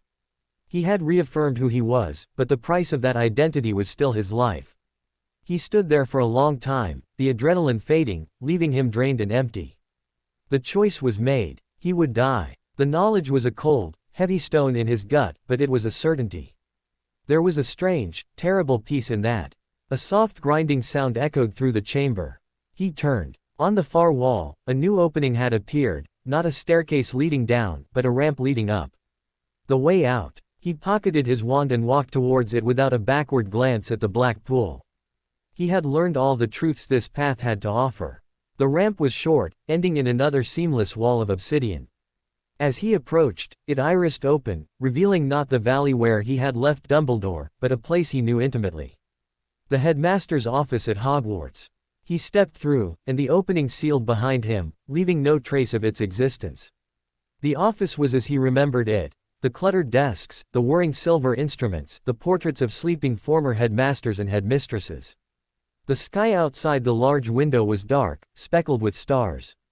And sitting behind the large, claw-footed desk, steepling his fingers, was Albus Dumbledore. He looked up as Harry entered, his face etched with a deep, weary anticipation. "Harry," he said softly. "You have returned." Harry didn't speak. He walked forward until he stood directly in front of the desk. He looked at the old wizard, truly looked at him. He saw the manipulator, the general, the man who had sent a boy to his death. But he also saw the grief, the burden, the terrible, necessary choices. "You knew," Harry said. It wasn't an accusation. It was a confirmation. Dumbledore's shoulders slumped slightly. "I suspected. From the moment you survived, I knew it was a possibility. The research into Horcruxes, the nature of your scar, it all pointed to one terrible conclusion. I became sure after the diary. When you destroyed it, you felt his pain, did you not? A connection not just of mind, but of soul." Harry gave a single, stiff nod. "I am so sorry, Harry," Dumbledore whispered, and the pain in his voice was real. It was the sound of a man watching his greatest failure come to pass. "To have raised you like a pig for slaughter." The phrase was so brutal, so stark, it should have hurt. But Harry felt nothing. The emotional storm had passed. He was in the eye of the hurricane now. Calm, resolved. "Don't be," Harry said, his voice unnervingly steady. "It's what has to happen." Dumbledore looked at him, and for the first time, Harry saw a flicker of something like awe in the old wizard's blue eyes. He saw not a frightened boy, but a soldier who had seen the battlefield map and accepted his position on it. "The spire," Dumbledore began. "Showed me everything," Harry interrupted. "What I am, what he is, what I have to do." He leaned forward, his palms flat on the polished wood of the desk. "But I'm not doing it for your war, Professor. And I'm not doing it because of a prophecy." He held Dumbledore's gaze, his green eyes blazing with a cold, clear fire. "I'm doing it for them. For my parents. For Sirius. For everyone he's ever killed or ruined. And I'm doing it my way." He straightened up. The decision was made. The path was set. But he was not going to be a passive sacrifice. He was going to be a weapon, aimed and fired on his own terms. "The hunt starts now," Harry Potter said, and his tone was that of a judge delivering a sentence. "Tell me where to find the other Horcruxes." The cliffhanger of the spire was over. The cliffhanger of the war had just begun. The ultimate hybrid wizard had embraced his fate, but in doing so, he had seized control of it. He was marching to his death, but he would do it with his eyes wide open, and he would drag Voldemort down to hell with him. The boy was gone. The weapon was ready. The air in the headmaster's office was thick with the dust of secrets and the weight of the unspoken. Dumbledore did not flinch from Harry's demand. He did not offer comfort or platitudes. He simply nodded, a slow, grave acceptance of the new reality standing before him. The time for coddling was over. "Very well," Dumbledore said, his voice low and steady. He reached into a drawer of his desk and withdrew a small, tarnished silver object, a locket. Harry recognized it instantly. It was the same locket they had failed to retrieve from the cave, the one that had contained the fake Horcrux and driven Dumbledore to drink the emerald potion. This, Dumbledore said, placing the locket on the desk between them, was a test. A cruel one, perhaps. But a necessary one, to see if the Dark Lord's protections could be breached. And to confirm my suspicions about the nature of his soul containers. He tapped the locket with a long, bony finger. "The real one is still out there. But this held a clue." He opened the locket. Inside, where a photograph might have been, was a single, coiled piece of parchment. Dumbledore smoothed it out. It was a note, written in a thin, spidery hand Harry had seen before, Tom Riddle's. "To the Dark Lord, I know I will be dead long before you read this, but I want you to know that it was I who discovered your secret. I have stolen the real Horcrux and intend to destroy it as soon as I can. I face death in the hope that when you meet your match, you will be mortal once more. R.A.B. Harry's breath caught. R.A.B. Regulus Black. Indeed, Dumbledore said. Sirius's brother. A Death Eater who had a change of heart. He stole the locket from the cave, but he was intercepted by the Inferi before he could destroy it. Creature, the Black family house elf, escaped with it. Creature has it. Harry's mind raced, piecing it together. The elf's muttering, his reverence and terror when he saw Harry, had he sensed the Horcrux? Or had he sensed the same ancient blood in Harry that had created his beloved Master Regulus? He did, Dumbledore confirmed. But the locket is no longer in his possession. After Regulus's death, Creature, bound by his last orders, tried and failed to destroy it. He kept it hidden in the house he was bound to serve, Grimmauld Place. The final piece clicked into place with a sickening jolt. The tiara, the goblet, the locket, the diary, the ring, Nagini, and himself. "We have to go back," Harry said, his voice tight. "We have to search the house. The house is now under the control of the Ministry, which is, for all intents and purposes, under the control of the Dark Lord," Dumbledore said. "It is the most heavily guarded location in Britain, save for Azkaban. A direct assault would be suicide." "Then what?" Harry's composure cracked, a sliver of the old frustration showing through. "We just wait." "No," Dumbledore said, his eyes glinting with a hard, determined light. "We do not wait. We adapt. The plan for your protection, for your return to Hogwarts, must change. The Ministry will be watching the trains, the flow network, every conventional route. So, we will not be conventional." He stood up, walking around the desk to stand before Harry. "You will not be taking the Hogwarts Express. You will travel there by a means they cannot monitor, with a guard they will not expect." He moved to a large, ornate cabinet that stood against the wall, the very same vanishing cabinet Draco Malfoy had spent the previous year repairing. Harry stared at it, a cold dread seeping into him. "No," Harry said, taking a step back. That leads to Borgin and Burke's. To Nocturne Alley." "It does," Dumbledore agreed calmly. "The very last place the Ministry would expect the undesirable number one to appear.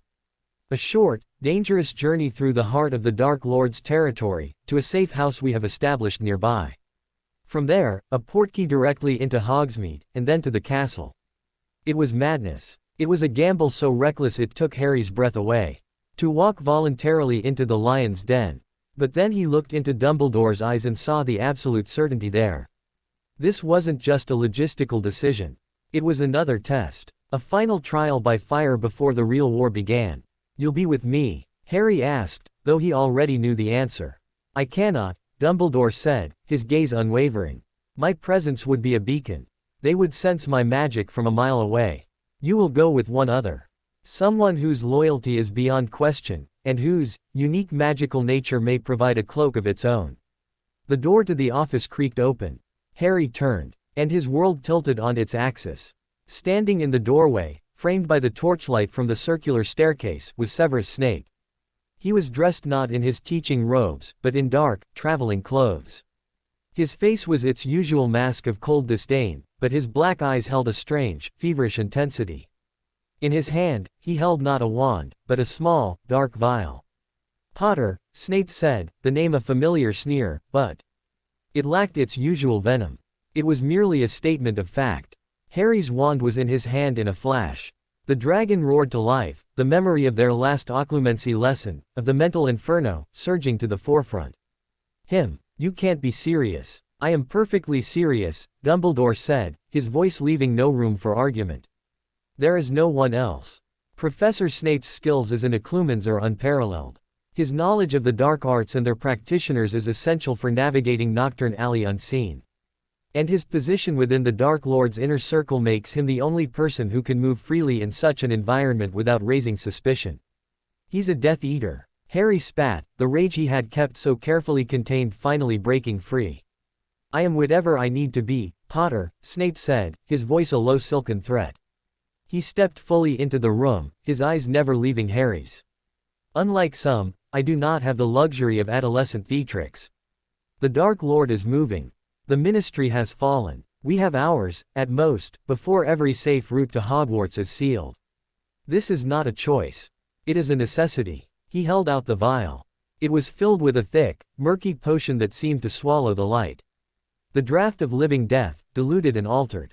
You will drink it. It will lower your vital signs to a state indistinguishable from death. Your magical signature will be reduced to a faint ember, invisible to any tracking spell. You will be a piece of luggage." Harry stared at the vial, then at Snape's impassive face, then at Dumbledore's resolute one. They were asking him to surrender his consciousness, to make himself completely vulnerable, and place his life in the hands of the man he hated most in the world. It was the ultimate act of trust. Or the ultimate stupidity. The basilisk within him calculated the odds. The probability of betrayal was high. The probability of capture if they used any other method was higher. The phoenix was silent, wary. The dragon was furious, rejecting the very notion of submission. But he had made his choice in the spire. He had chosen the path of the sacrifice. This was just the first step. How do I know he won't just hand me over to Voldemort the moment I'm unconscious? Harry asked, his voice trembling with the effort of control. Dumbledore's gaze was unwavering. You have my word. Your word. Harry let out a hollow laugh. Your word that you've been preparing me to die. Forgive me if that's not the reassurance it used to be. For a fraction of a second, a spasm of what looked like genuine pain crossed Dumbledore's face. It was gone as quickly as it came. Snape took another step forward, his lip curling. Your sentiment is as tedious as it is misplaced, Potter. The Dark Lord does not want you delivered to him asleep. He wants to break you. He wants to see the light leave your eyes himself. Delivering you in a coma would be unsatisfying. And I am not in the business of disappointing the Dark Lord in such pedestrian ways. The logic was cold, twisted, and utterly convincing. Harry looked from one man to the other. The old, tired general and the bitter, double-agent spy. This was the army he had to trust with his life. This was the plan. He had no choice. With a hand that only shook slightly, he reached out and took the cold vial from Snape's grasp. Their fingers did not touch. How long will it last? Harry asked, staring into the murky depths of the potion. Until the antidote is administered, Snape replied. Which will be once we are secure in the Hogsmeade safe house. Do not dally, Potter. The effects are unpleasant if resisted. Harry uncorked the vial. A foul, acrid smell, like rancid earth and decay, filled his nostrils. He looked at Dumbledore one last time. Find the locket, he said. Then, before he could lose his nerve, he threw his head back and drank the potion in one choking gulp. It was like swallowing liquid ice and fire simultaneously. It burned its way down his throat and then spread through his veins, a creeping, invasive cold that extinguished sensation. The world began to gray at the edges. The sounds of the office, the whirring instruments, Dumbledore's soft sigh, became muffled, as if he were sinking deep underwater. The last thing he saw was Severus Snape's face, looming over him, the black eyes devoid of triumph, devoid of hatred, containing only a grim, professional focus. The last thing he felt was the dragon's fire being smothered, the phoenix's light being dimmed, the basilisk's perception being shrouded in a thick, impenetrable fog. Then, nothing. Harry Potter's body went rigid, then limp, collapsing towards the floor. Snape caught him before he hit the stone, moving with a swift, effortless grace. He slung the unconscious boy over his shoulder as if he were a sack of grain. He looked at Dumbledore. No words passed between them. A single, curt nod was all the communication that was needed. Snape turned, Harry's lifeless form draped over his shoulder, and strode towards the vanishing cabinet.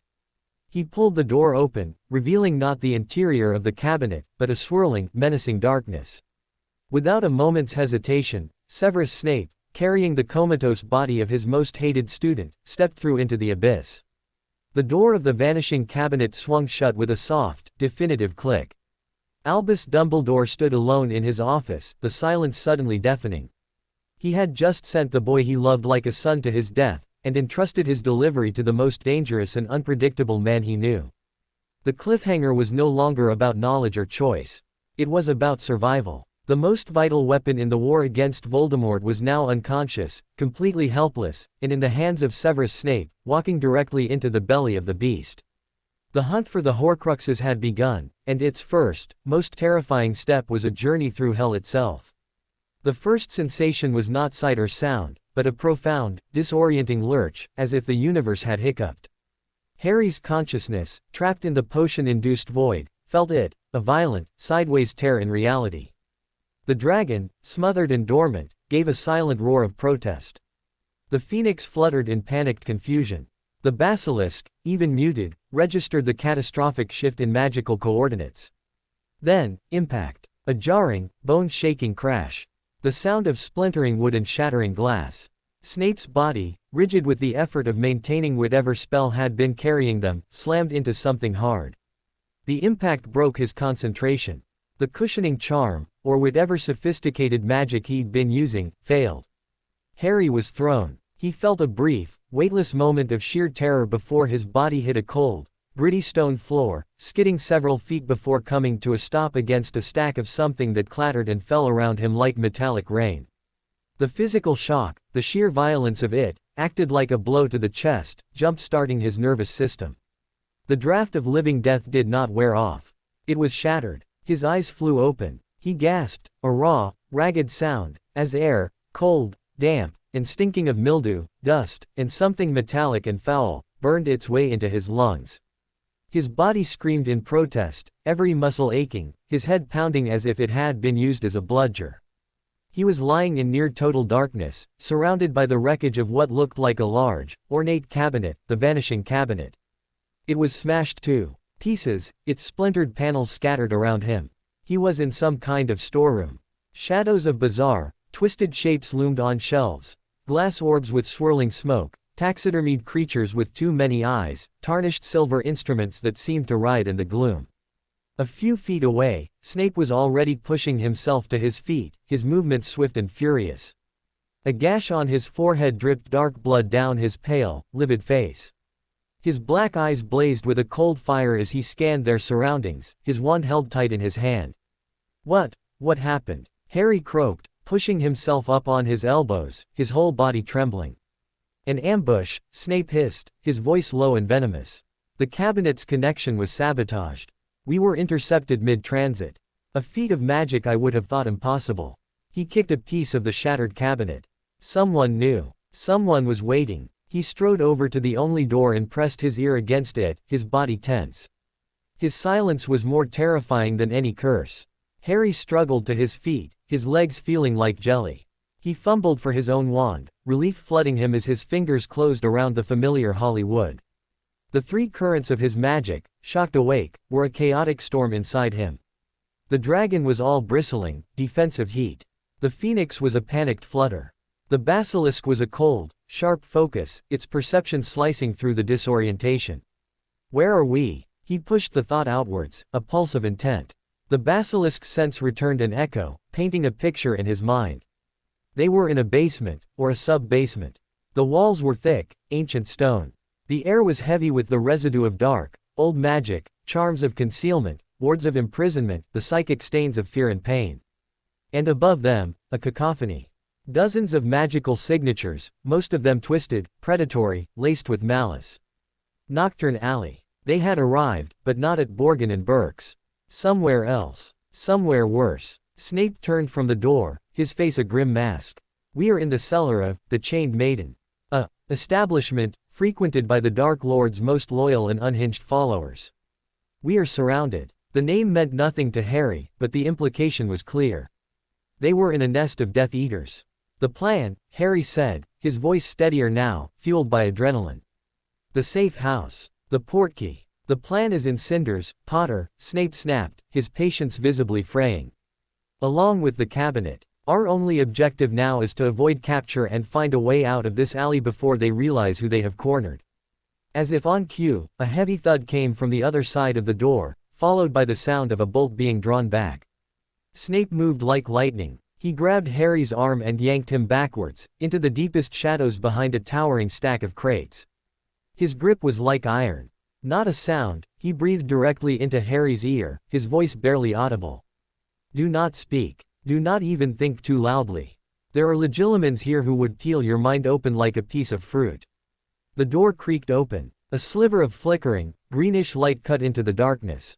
Two figures entered. They were large, hulking brutes, not wearing Death Eater masks, but their faces were brutish and scarred, their eyes dull with a low cunning. Bouncers. Enforcers. Oi, what in Merlin's name was that racket? One of them growled, his voice a low rumble. He held a lantern that emitted the sickly green light, illuminating the wreckage of the cabinet. Looks like someone had a bad apparition, the other one chuckled, kicking a piece of splintered wood. Serves 'em right, trying to sneak in the back way. Check if there's a body. Loot it and dump it in the river. They began to move further into the cellar, their heavy boots crunching on the debris. They were heading directly towards their hiding spot. Harry's heart hammered against his ribs. He could feel Snape's body, rigid and still beside him. The professor's wand was raised, his expression one of cold calculation. He was weighing the odds. A quick, silent double killing to preserve their secrecy, or... The basilisk's perception provided another option. It focused on the lantern in the first brute's hand. The magic powering it was simple, crude. A basic Lumos variant, twisted to produce the unnerving green flame. It was unstable. A minor disruption. Harry didn't have time to think. He acted on instinct. He focused his will, a sharp, needle-thin probe of magic, and directed it not at the man, but at the lantern. There was no flash, no bang. The green flame simply guttered, choked, and died, plunging the cellar back into near-total darkness. What the? The light's gone out. The first brute snarled. Stupid thing. Must be a dud, the other muttered. Can't see a bloody thing. Let's just get out of here. Probably just a malfunction. We'll report it. Grumbling, the two men turned and shuffled back towards the door, their footsteps receding. The door slammed shut, and the bolt scraped back into place. The darkness was absolute once more. Harry let out a breath he didn't realize he'd been holding. His whole body was trembling. He felt Snape's grip on his arm loosen slightly. A long, slow silence stretched between them in the dark. "A subtle approach," Snape murmured, his voice laced with something that wasn't praise, but wasn't contempt either. It was reassessment. And not entirely foolish. He released Harry's arm. "They will be back, with more light and more men. We have minutes. We need to find another way out of this cellar." "There isn't one," Harry said, the basilisk's perception having already confirmed it. The room was a stone box. The door was the only exit. "Then we make one," Snape said, his tone final. He pointed his wand at the far wall, the one that seemed to be the outer wall of the building. "Stand back." He began to mutter a complex, sibilant incantation. The air grew heavy, and the stone of the wall began to sweat a dark, viscous liquid that sizzled and ate into the rock, dissolving it with a terrible hissing sound. It was a dark charm, powerful and corrosive. But it was also slow. And loud. From the other side of the door, shouts erupted. "It's coming from the cellar. They're trying to break out." The bolt screeched open again. This time, the door was flung open with force, and the room was flooded with light and people. Not just the two brutes. There were 5 of them now, and 2 wore the silver masks of Death Eaters. Their wands were already drawn. "Snape." One of the masked Death Eaters spat, his voice distorted by the mask but dripping with surprise and suspicion. "What is the meaning of this? The Dark Lord did not inform us of your visit." Snape didn't turn, didn't stop his spell. The hole in the wall was now the size of a dinner plate, growing steadily. "My business is not your concern, Travers," he snarled over his shoulder. "Stand aside." "I think not," the other Death Eater, a woman, said, her voice a high, cruel sing-song. She raised her wand. Incarcerus. Thick ropes shot from her wand, aiming for Snape's back. Harry didn't think. He moved. He stepped out from the shadows, his own wand slashing through the air. Confringo. The blasting curse wasn't aimed at the Death Eaters. It was aimed at the floor directly in front of them. The stone exploded upwards in a shower of sharp fragments and dust, forcing the Death Eaters and their thugs to stagger back, shielding their faces. The display of raw, destructive power, coming from the scrawny boy they had just noticed, stunned them for a critical second. Snape took full advantage. With a final, guttural shout, he completed his spell. The corrosive hole in the wall widened into a ragged, man-sized opening, revealing a dark, narrow alleyway beyond. "Go!" Snape roared, shoving Harry hard towards the opening. Harry stumbled through, the cold, foul air of the alley hitting him like a physical blow. He turned, expecting Snape to be right behind him. But Snape had turned to face their pursuers. He stood framed in the ragged hole, his robes billowing, his face a mask of cold fury. "Sectum Sempra," he hissed. A whip of invisible, razor-sharp magic lashed out. Harry heard a choked scream from one of the brutes, followed by the wet, terrible sound of rending flesh. "Run, Potter!" Snape barked, still not looking back, his wand now tracing a shimmering, translucent shield across the opening to block the curses already flying towards him. To the end of the alley. "Don't stop. Don't look back." For one impossible, heart-stopping moment, Harry hesitated. The man was holding them off. Alone. Then a jet of green light, the killing curse, slammed into Snape's shield, making it flare a brilliant, sickly yellow. The force of it shook the entire wall. The choice was made for him. Harry turned and ran. He sprinted down the dark, cramped alley, the sounds of the duel, the shouts, the sizzle of spells, Snape's cold, precise incantations, echoing behind him, growing fainter with every step. He was alone, in the heart of Nocturne Alley, with every shadow a potential enemy, and every door a potential trap. The cliffhanger of the journey was over. The cliffhanger of the escape had just begun. And Severus Snape, the most hated man in Harry's life, had just become his only, desperate, and possibly final, line of defense. The air in Nocturne Alley was a physical poison, thick with the stench of rotting garbage, stale potions ingredients, and a low, buzzing hum of malicious magic. Harry ran, his trainers slipping on the slimy, uneven cobblestones. The sounds of the duel behind him, the sharp cracks of spellfire, a man's dying scream, the sizzle of Snape's shield, were swallowed by the alley's oppressive gloom, replaced by the skittering of unseen things in the shadows and the low, muttered conversations from behind barred windows. He didn't look back. Snape's order was a brand in his mind. Run. Don't stop. The basilisk's perception was his only guide, painting a grim map of the terrain in his mind. It showed him dead ends filled with rusted cauldrons, tripwires of faint, dark magic, and the predatory, watching presences lurking in the upper floors of the leaning, crooked buildings. He had to get to the end of the alley. But which end? It twisted and forked like a diseased vein. He took a left, then a right, his breath sawing in his lungs. A door burst open ahead, and a hulking figure with a face like a melted candle stepped out, blocking his path. Well, what avenue we air? A lost little lamb, the man growled, reaching for a wand tucked into his grimy belt. Harry didn't break stride. He didn't have time for a duel. The dragon, caged and furious since the cellar, saw an obstacle. It demanded clearance. He didn't raise his wand. He simply pointed a finger, a channel for the raw, impatient heat coiling in his gut. A torrent of invisible force, not fire, but pure concussive energy, erupted from him. It wasn't a spell. It was a shove from a god. The man was lifted off his feet and thrown backwards through the door he'd just exited, the sound of splintering wood and a startled yell echoing behind him. Harry sprinted past without a second glance. He could feel them. Now, more of them, alerted by the noise. Shutters creaked open above. Dark figures detached themselves from the shadows ahead, their intentions a cold pressure against his senses. They were closing in, hemming him in. Desperation clawed at him. He was a mouse in a maze of cats.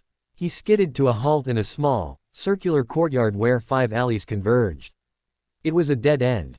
A rusted, magical fountain in the center bubbled with a thick, purple fluid that smelled of regret. From every alley mouth, figures emerged. 6, 7, 8 of them. Not all were Death Eaters. Some were Snatchers, Bounty Hunters, the dregs of the magical underworld. But their wands were all pointed at him. Their eyes gleamed with avarice and cruelty. The Potter boy, one of them, a woman with a face like a sharpened rock, breathed. The Dark Lord will reward us handsomely for this. They began to circle him, a tightening noose of wands and malice. Harry stood his ground, his back to the foul fountain, his own wand held tight. The phoenix within him was a trapped bird, beating against the bars of his ribs. The dragon was a caged beast, roaring for release. The basilisk calculated the angles, the spells, the probability of survival. It was near zero. He was out of options. Out of time. A voice, high and cold, cut through the tension like a scalpel. The boy is mine. The circling hunters froze, their confidence evaporating into sheer terror. They parted, bowing their heads, as a new figure strode into the courtyard. It was Bellatrix Lestrange. Her black hair was wild, her eyes burning with a fanatical, unhinged joy. She held her wand loosely, as if the prospect of a fight was a delightful game. Her gaze was fixed solely on Harry, drinking in his trapped desperation. My, little monster, she purred, taking a slow, theatrical step towards him. Fleeing from your keeper. Did Severus prove inadequate? She let out a tinkling, insane laugh. No matter. I shall take you to the Dark Lord myself. He is so very eager to continue your education. Harry's mind raced. He couldn't fight them all. And he couldn't outrun Bellatrix. The memory of their encounter in the field was a cold shock, He had beaten her then, but he'd had the element of surprise, and the land itself had been his weapon. Here, in this stone trap, he was cornered. The basilisk's perception, frantic, latched onto a detail. The fountain. The purple fluid. It wasn't just water. It was a concentrated, magical residue. A sludge of spent potions, discarded enchantments, and psychic runoff from the alley. It was volatile, unstable. An idea, desperate and insane, sparked in his mind. As Bellatrix took another step, her smile widening, Harry made his choice. He didn't aim at her. He didn't aim at any of the hunters. He spun around and slammed his wand hand into the basin of the foul fountain, pouring every ounce of his will, every conflicting thread of his magic, into the stagnant, purple liquid. He didn't have a spell. He had an intent. Unmake. Erupt. Chaos. The reaction was instantaneous and catastrophic. The purple fluid didn't just explode. It detonated in a silent, violet shockwave. There was no fire, no sound of a conventional blast. The magic within it, a chaotic cocktail of 100 different energies, was violently destabilized by the triple-threaded force of Harry's blood. The shockwave was pure, raw dissonance. It hit the circle of hunters not as a physical force, but as a psychic and magical plague. One man's wand turned into a writhing serpent in his hand, biting his arm. Another began to vomit thick, black spiders. The woman with the sharp face screamed as her own shadow detached itself from the ground and began to choke her. Bellatrix, caught at the edge of the blast, was thrown backwards, not by impact, but by the sheer, chaotic wrongness of the magic. She shrieked, a sound of pure, outraged fury, as the spells on her robes unraveled, the fabric itself seeming to writhe and twist against her skin. The courtyard descended into a scene from a madman's nightmare. It was Harry's chance. He turned to run, but a hand, cold and strong as iron, clamped onto his shoulder from behind. He hadn't seen anyone there. A disillusionment charm. He was spun around, and found himself staring into the pale, furious, and blood-streaked face of Severus Snape. How he had gotten there, how he had found him, Harry had no time to wonder. Snape's robes were torn, his lip was split, and a fresh burn marred his cheek, but his black eyes were burning with a terrifying intensity. Your penchant for theatrical chaos is exceeded only by your stupidity, Potter. Snape snarled, his grip bruising. He didn't wait for a reply. He yanked Harry backwards, towards one of the alley mouths. But the path was blocked. Bellatrix was already recovering, her sanity burned away by her rage, her wand spitting a jet of sickly yellow light. Crucio. Snape shoved Harry behind him, taking the full force of the Cruciatus curse on his own body. He did not scream. His body went rigid, his back arching in a silent, agonized spasm, but he did not fall. His jaw was clenched so tight Harry heard the grind of his teeth. His eyes, white and fixed on some unseen horror, held not pain, but a bottomless, defiant will. After what felt like an eternity, but could only have been seconds, the curse broke. Snape staggered, gasping, but remained upright. He raised his wand, his hand shaking only slightly. "You will not have him, Bella," he rasped, each word a struggle. Bellatrix let out a screech of laughter. "Traitor! The Dark Lord will flay the flesh from your bones." She raised her wand for the killing curse. The other hunters, still reeling from the magical chaos, were starting to regroup. There was no way out.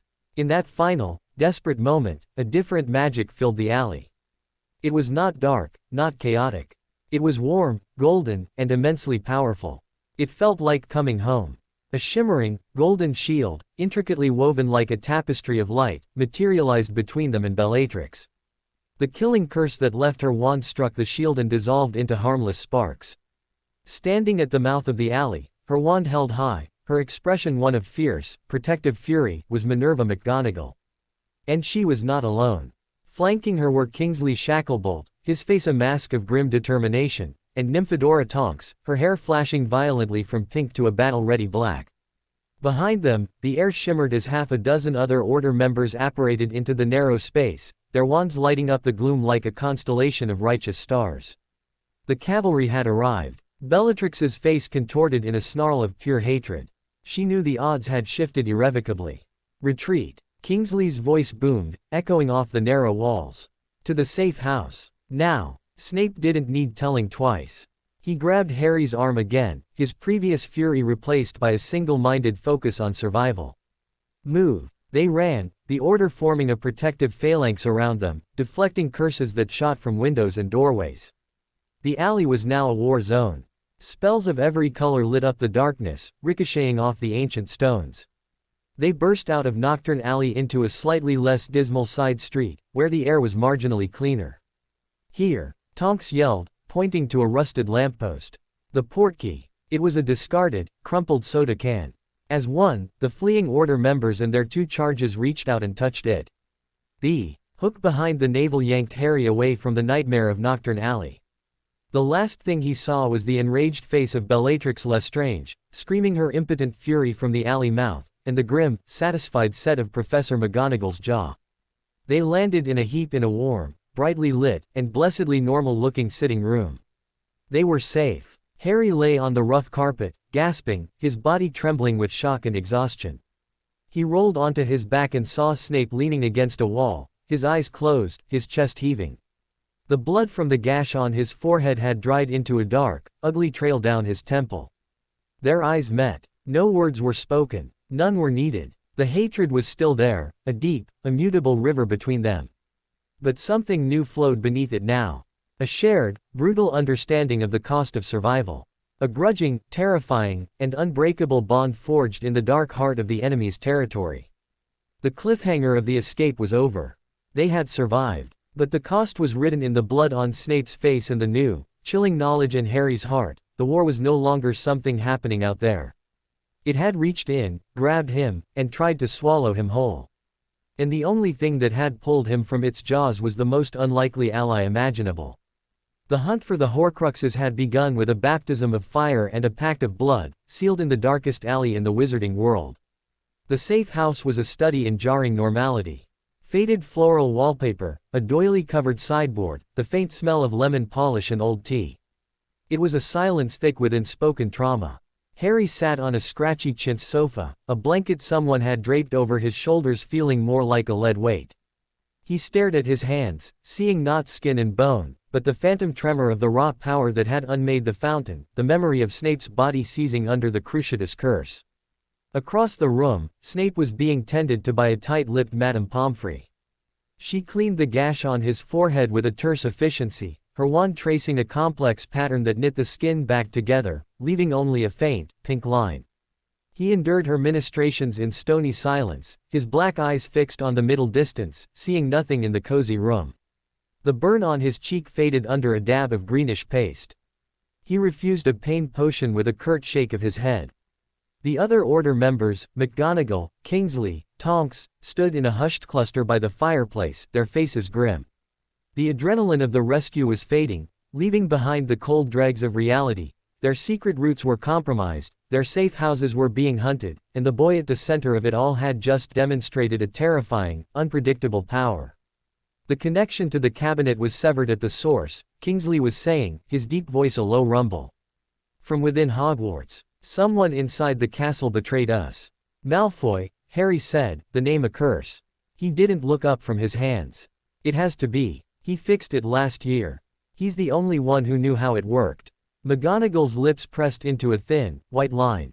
We have no proof. And without proof, we cannot act against a student, not with his father's influence. Influence. Snape's voice cut through the room, cold and sharp as a shard of glass. He stood, shrugging off Madame Pomfrey's fussing hands. The ministry is a puppet show, and the Malfoys hold the strings. Proof is irrelevant. The fact remains, the castle is no longer a sanctuary. It is the next battlefield. His gaze swept over the room and finally landed on Harry. It was not the look of a teacher to a student, nor a spy to his charge. It was the assessing stare of one soldier to another. The portkey too. Hogsmeade is still viable, Kingsley said. But we must move now. Before they trace the magical signature of our arrival here. No. Everyone turned to look at Harry. He had spoken softly, but the word carried the weight of his exhaustion and his newfound, terrible resolve. No. McGonagall repeated, her brow furrowed. Harry, you must return to Hogwarts. It is the safest. Nowhere is safe, Harry interrupted, finally looking up. His green eyes were haunted, but there was a steel in them that hadn't been there before the spire, before the cellar, before the alley. You heard him. The castle is compromised. Going back there, walking into the great hall like nothing's wrong. It's a trap. It's what they'll expect. He stood up, letting the blanket fall to the floor. The Horcrux. The locket. It's in Grimmauld Place. That's where we have to go. Now. Before they have time to move it or reinforce it. A stunned silence greeted his words. Grimmauld Place is a fortress, Harry, Mr. Weasley said, having just arrived through the flow, his face ashen. The Fidelius charm still holds, but the Ministry has it under 24-hour watch. It's swarming with Aurors who answer to pious thickness, to Voldemort. He flinched at saying the name. It's suicide. It's a distraction, Harry said, the plan forming in his mind with the cold, clear logic the Basilisk's path had taught him. He looked at Snape. They'll be watching the doors, the windows, the flow. They'll be watching for magic. But they won't be watching the plumbing. Snape's eyes narrowed, a flicker of understanding within their dark depths. The Basilisk, Harry said, the word a whisper in the quiet room. The Chamber of Secrets. The pipes run through the foundations of half of Wizarding London. There's an entrance, in the lake, but there's another. A overflow pipe, from the days before the Muggle sewers were built. It leads into the Thames. And it passes directly under the foundations of Grimmauld Place. He had seen it, in his second year, when the Basilisk, perception had been a terrifying, alien presence in his mind. He had felt the vast, hidden network of stone and water, the ancient pathways that predated the city itself. You propose to swim through a century of filth and who knows what else into the most heavily guarded building in Britain. Snape's voice was laced with a fresh layer of contempt, but it was undercut by a grudging curiosity. I propose we don't give them a target, Harry shot back. No apparition. No flow. No portkeys. We go in through the one place they would never think to guard because they don't know it exists. He looked around at the circle of stunned faces. It's the only way. The plan was insane. It was reckless, disgusting, and fraught with unknown dangers. But it was also, they all silently realized, brilliant. It was the kind of plan only someone who had stared into the abyss and learned to think like the monsters lurking there could conceive. I will accompany you, Snape said, the statement leaving no room for argument. Severus, you are in no condition, McGonagall began. My condition is irrelevant, Snape snapped. The boy, for all his idiocy, is correct. This requires subtlety, not force. And I am the only one here who can navigate the dark arts that may have been layered upon the Black family's ancestral home since its return to Ministry control. His lip curled. Assuming, of course, you trust me not to slit his throat the moment we are out of sight. The challenge hung in the air. All eyes went to Dumbledore, who had been silent throughout, observing from a high-backed chair in the corner, his face unreadable. The retrieval of the locket is paramount, Dumbledore said quietly. And Harry is right. Conventional approaches have failed us. An unconventional one is required. He looked at Snape, his blue eyes holding a universe of unspoken things. I trust you, Severus, to see this through to the end. It was the final authorization. The point of no return. An hour later, under the cover of a disillusionment charm cast by a weary but determined Kingsley, Harry and Snape stood on the banks of the Thames. The water was a sluggish, oily black under the overcast sky, reflecting the lights of the city like a sickly rainbow. The air smelled of diesel fuel and decay. The entrance was exactly where Harry's memory said it would be, a crumbling, brick-lined archway, half submerged in the murky water, choked with reeds and litter. It looked like a drain. It was the back door to a legend. After you, Potter, Snape said, his voice dripping with sarcasm. I am sure your familiarity with filth will serve you well. Harry ignored him. He took a deep breath of the foul air and waded into the icy water. It soaked through his jeans instantly, a shocking cold that stole his breath. He ducked under the low archway, into the absolute darkness beyond. Snape followed without a word. The tunnel was narrow, forcing them to crouch. The water came up to their waists, and things Harry didn't want to think about brushed against his legs. The air was a thick, suffocating miasma of rotten stagnant water. The only light was the faint, luminescent glow from the tips of their wands. They moved in silence for what felt like an eternity, the only sounds the slosh of their movement and the distant, echoing drip of water. The Basilisk's perception was Harry's guide, showing him the twists and turns of the ancient pipe system, the places where the ceiling had partially collapsed, the nests of magical pests that skittered away from their light. Snape was a silent, brooding presence behind him, His magical senses undoubtedly stretched to their limit, probing for traps, for wards, for any sign they had been discovered.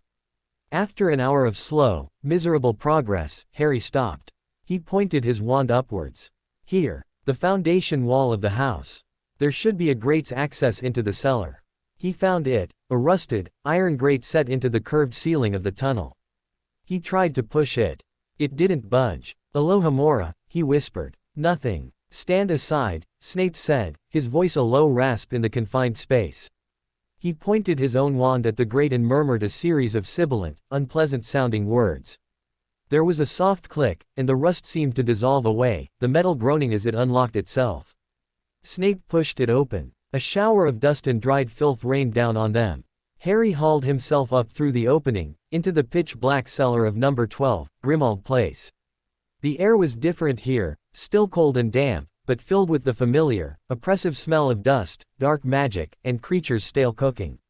Snape followed, pulling the grate closed behind him with a soft scrape. They stood in the darkness, listening. The house was silent, but it was a watchful, waiting silence. The locket, Harry whispered. Creature would have hidden it somewhere he felt was safe. Somewhere connected to Regulus. His mind, sharpened by the basilisk's focus, sifted through his memories of the house. The drawing room, Sirius's room, the tapestry. The kitchen, he said with sudden certainty. The pantry, where he keeps his treasures. They moved like ghosts through the familiar, hated halls. The portrait of Mrs. Black was still curtained, thank Merlin. They reached the kitchen door. Harry pushed it open. The room was exactly as they had left it, but colder, emptier. The air was thick with grief. Harry went straight to the large, walk-in pantry. He pushed aside jars of pickled slugs and boxes of withered roots. On the very top shelf, tucked behind a sack of moldy flour, was a small, dusty wooden box. He pulled it down. His heart was hammering. This was it. The first real step. He opened the box. Inside, nestled on a bed of faded velvet, was a heavy, gold locket. It was ornate, ugly, and pulsed with a faint, malevolent coldness that he could feel even through the box. Etched on its surface was a serpentine, the mark of Salazar Slytherin. Rab had succeeded. They had found it. A slow, soft clapping sound echoed from the kitchen doorway. Harry and Snape spun around. Standing there, leaning against the doorframe with a look of profound amusement on his pale, pointed face, was Draco Malfoy. He wasn't alone. Flanking him were two hulking, masked Death Eaters, their wands already drawn and pointed directly at Harry's heart. Well, Potter, Malfoy drawled, a cruel smile twisting his lips. Looking for something. I'm afraid you're too late. The Master knew you'd come crawling back here eventually. We've been waiting. The cliffhanger of the hunt was over. They had found the prize, only to find the hunter waiting. The trap they had tried to avoid had been sprung from within the very walls they had thought were their sanctuary. The locket was inches from Harry's grasp, and 1,000 miles away. The slow, mocking clap from the doorway was the sound of a tomb sealing shut. Draco Malfoy's smile was a razor blade, slicing through the last frayed threads of Harry's hope. The two Death Eaters flanking him were statues of impending violence, their wand tips glowing with the promise of pain. The locket, cold and heavy in its box, felt like a lead weight in Harry's hands. They hadn't been clever. They had been predictable. Voldemort had anticipated their every move, using the one object they were desperate to find as the bait in a perfect, inescapable trap. Drop your wands, the Death Eater on the left growled, his voice distorted by the silver mask. On your knees. Now. Harry's mind, honed to a razor's edge by the basilisk's path, didn't panic. It calculated. Two Death Eaters. Draco, competent but brittle.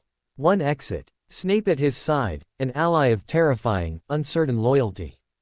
The odds were impossible. The dragon within him roared, not in fear, but in a final, defiant fury.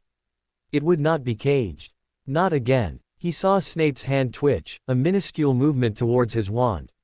He was going to fight. A suicidal, glorious, and utterly futile gesture. No, Harry thought, the decision crystallizing in a single, crystalline moment. He would not let Snape die for a lost cause. He would not be taken kneeling. His gaze met Snape's for a fraction of a second. In those black depths, he saw not resignation, but a question. And a flicker of something else, a readiness to follow his lead. I said, on your knees. The Death Eater barked, taking a threatening step forward. No, Harry said. His voice was quiet, but it filled the silent kitchen, vibrating with a power that was not entirely his own. He didn't drop the box. He closed his fingers around the locket itself. The metal was like ice, leaching the warmth from his skin. The Horcrux within it stirred, sensing the triple-threaded magic in his blood, a power akin to its creators, yet fundamentally alien. You think you've won, Harry said, his eyes locked on Malfoy's triumphant face. You think this is a victory? It is, Malfoy sneered. The Dark Lord will reward me beyond my wildest dreams for delivering you. He won't be rewarding you, Harry replied, a strange, terrible calm settling over him. The Phoenix, the dragon, and the Basilisk were no longer warring.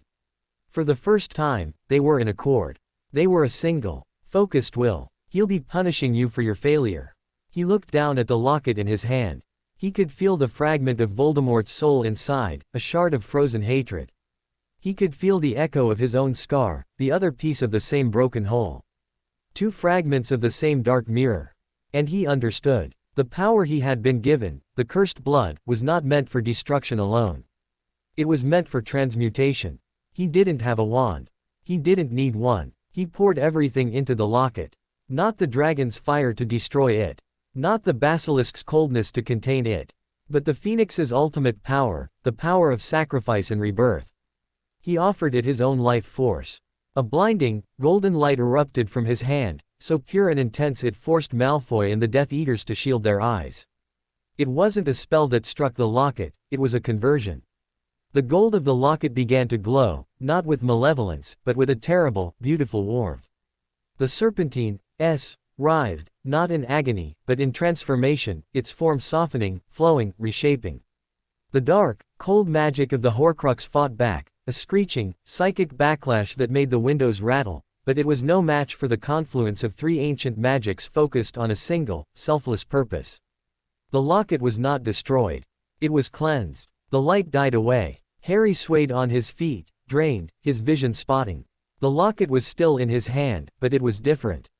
Lighter, warmer. The gold was brighter, and the S was now the stylized shape of a phoenix in flight, its wings outstretched. The malevolent pulse was gone, replaced by a gentle, steady hum of protective magic. The kitchen was utterly silent. The Death Eaters stared, their wands lowering slightly in stunned confusion. Draco's smirk had vanished, replaced by a look of dawning, terrified incomprehension. What did you do? One of the Death Eaters whispered. Harry lifted his head, his body trembling with exhaustion, but his eyes blazing with a triumphant, final light. I broke the rules, he rasped. He threw the transformed locket, not at the Death Eaters, but at Snape. Snape caught it on instinct, his own shock evident for a single, unguarded moment.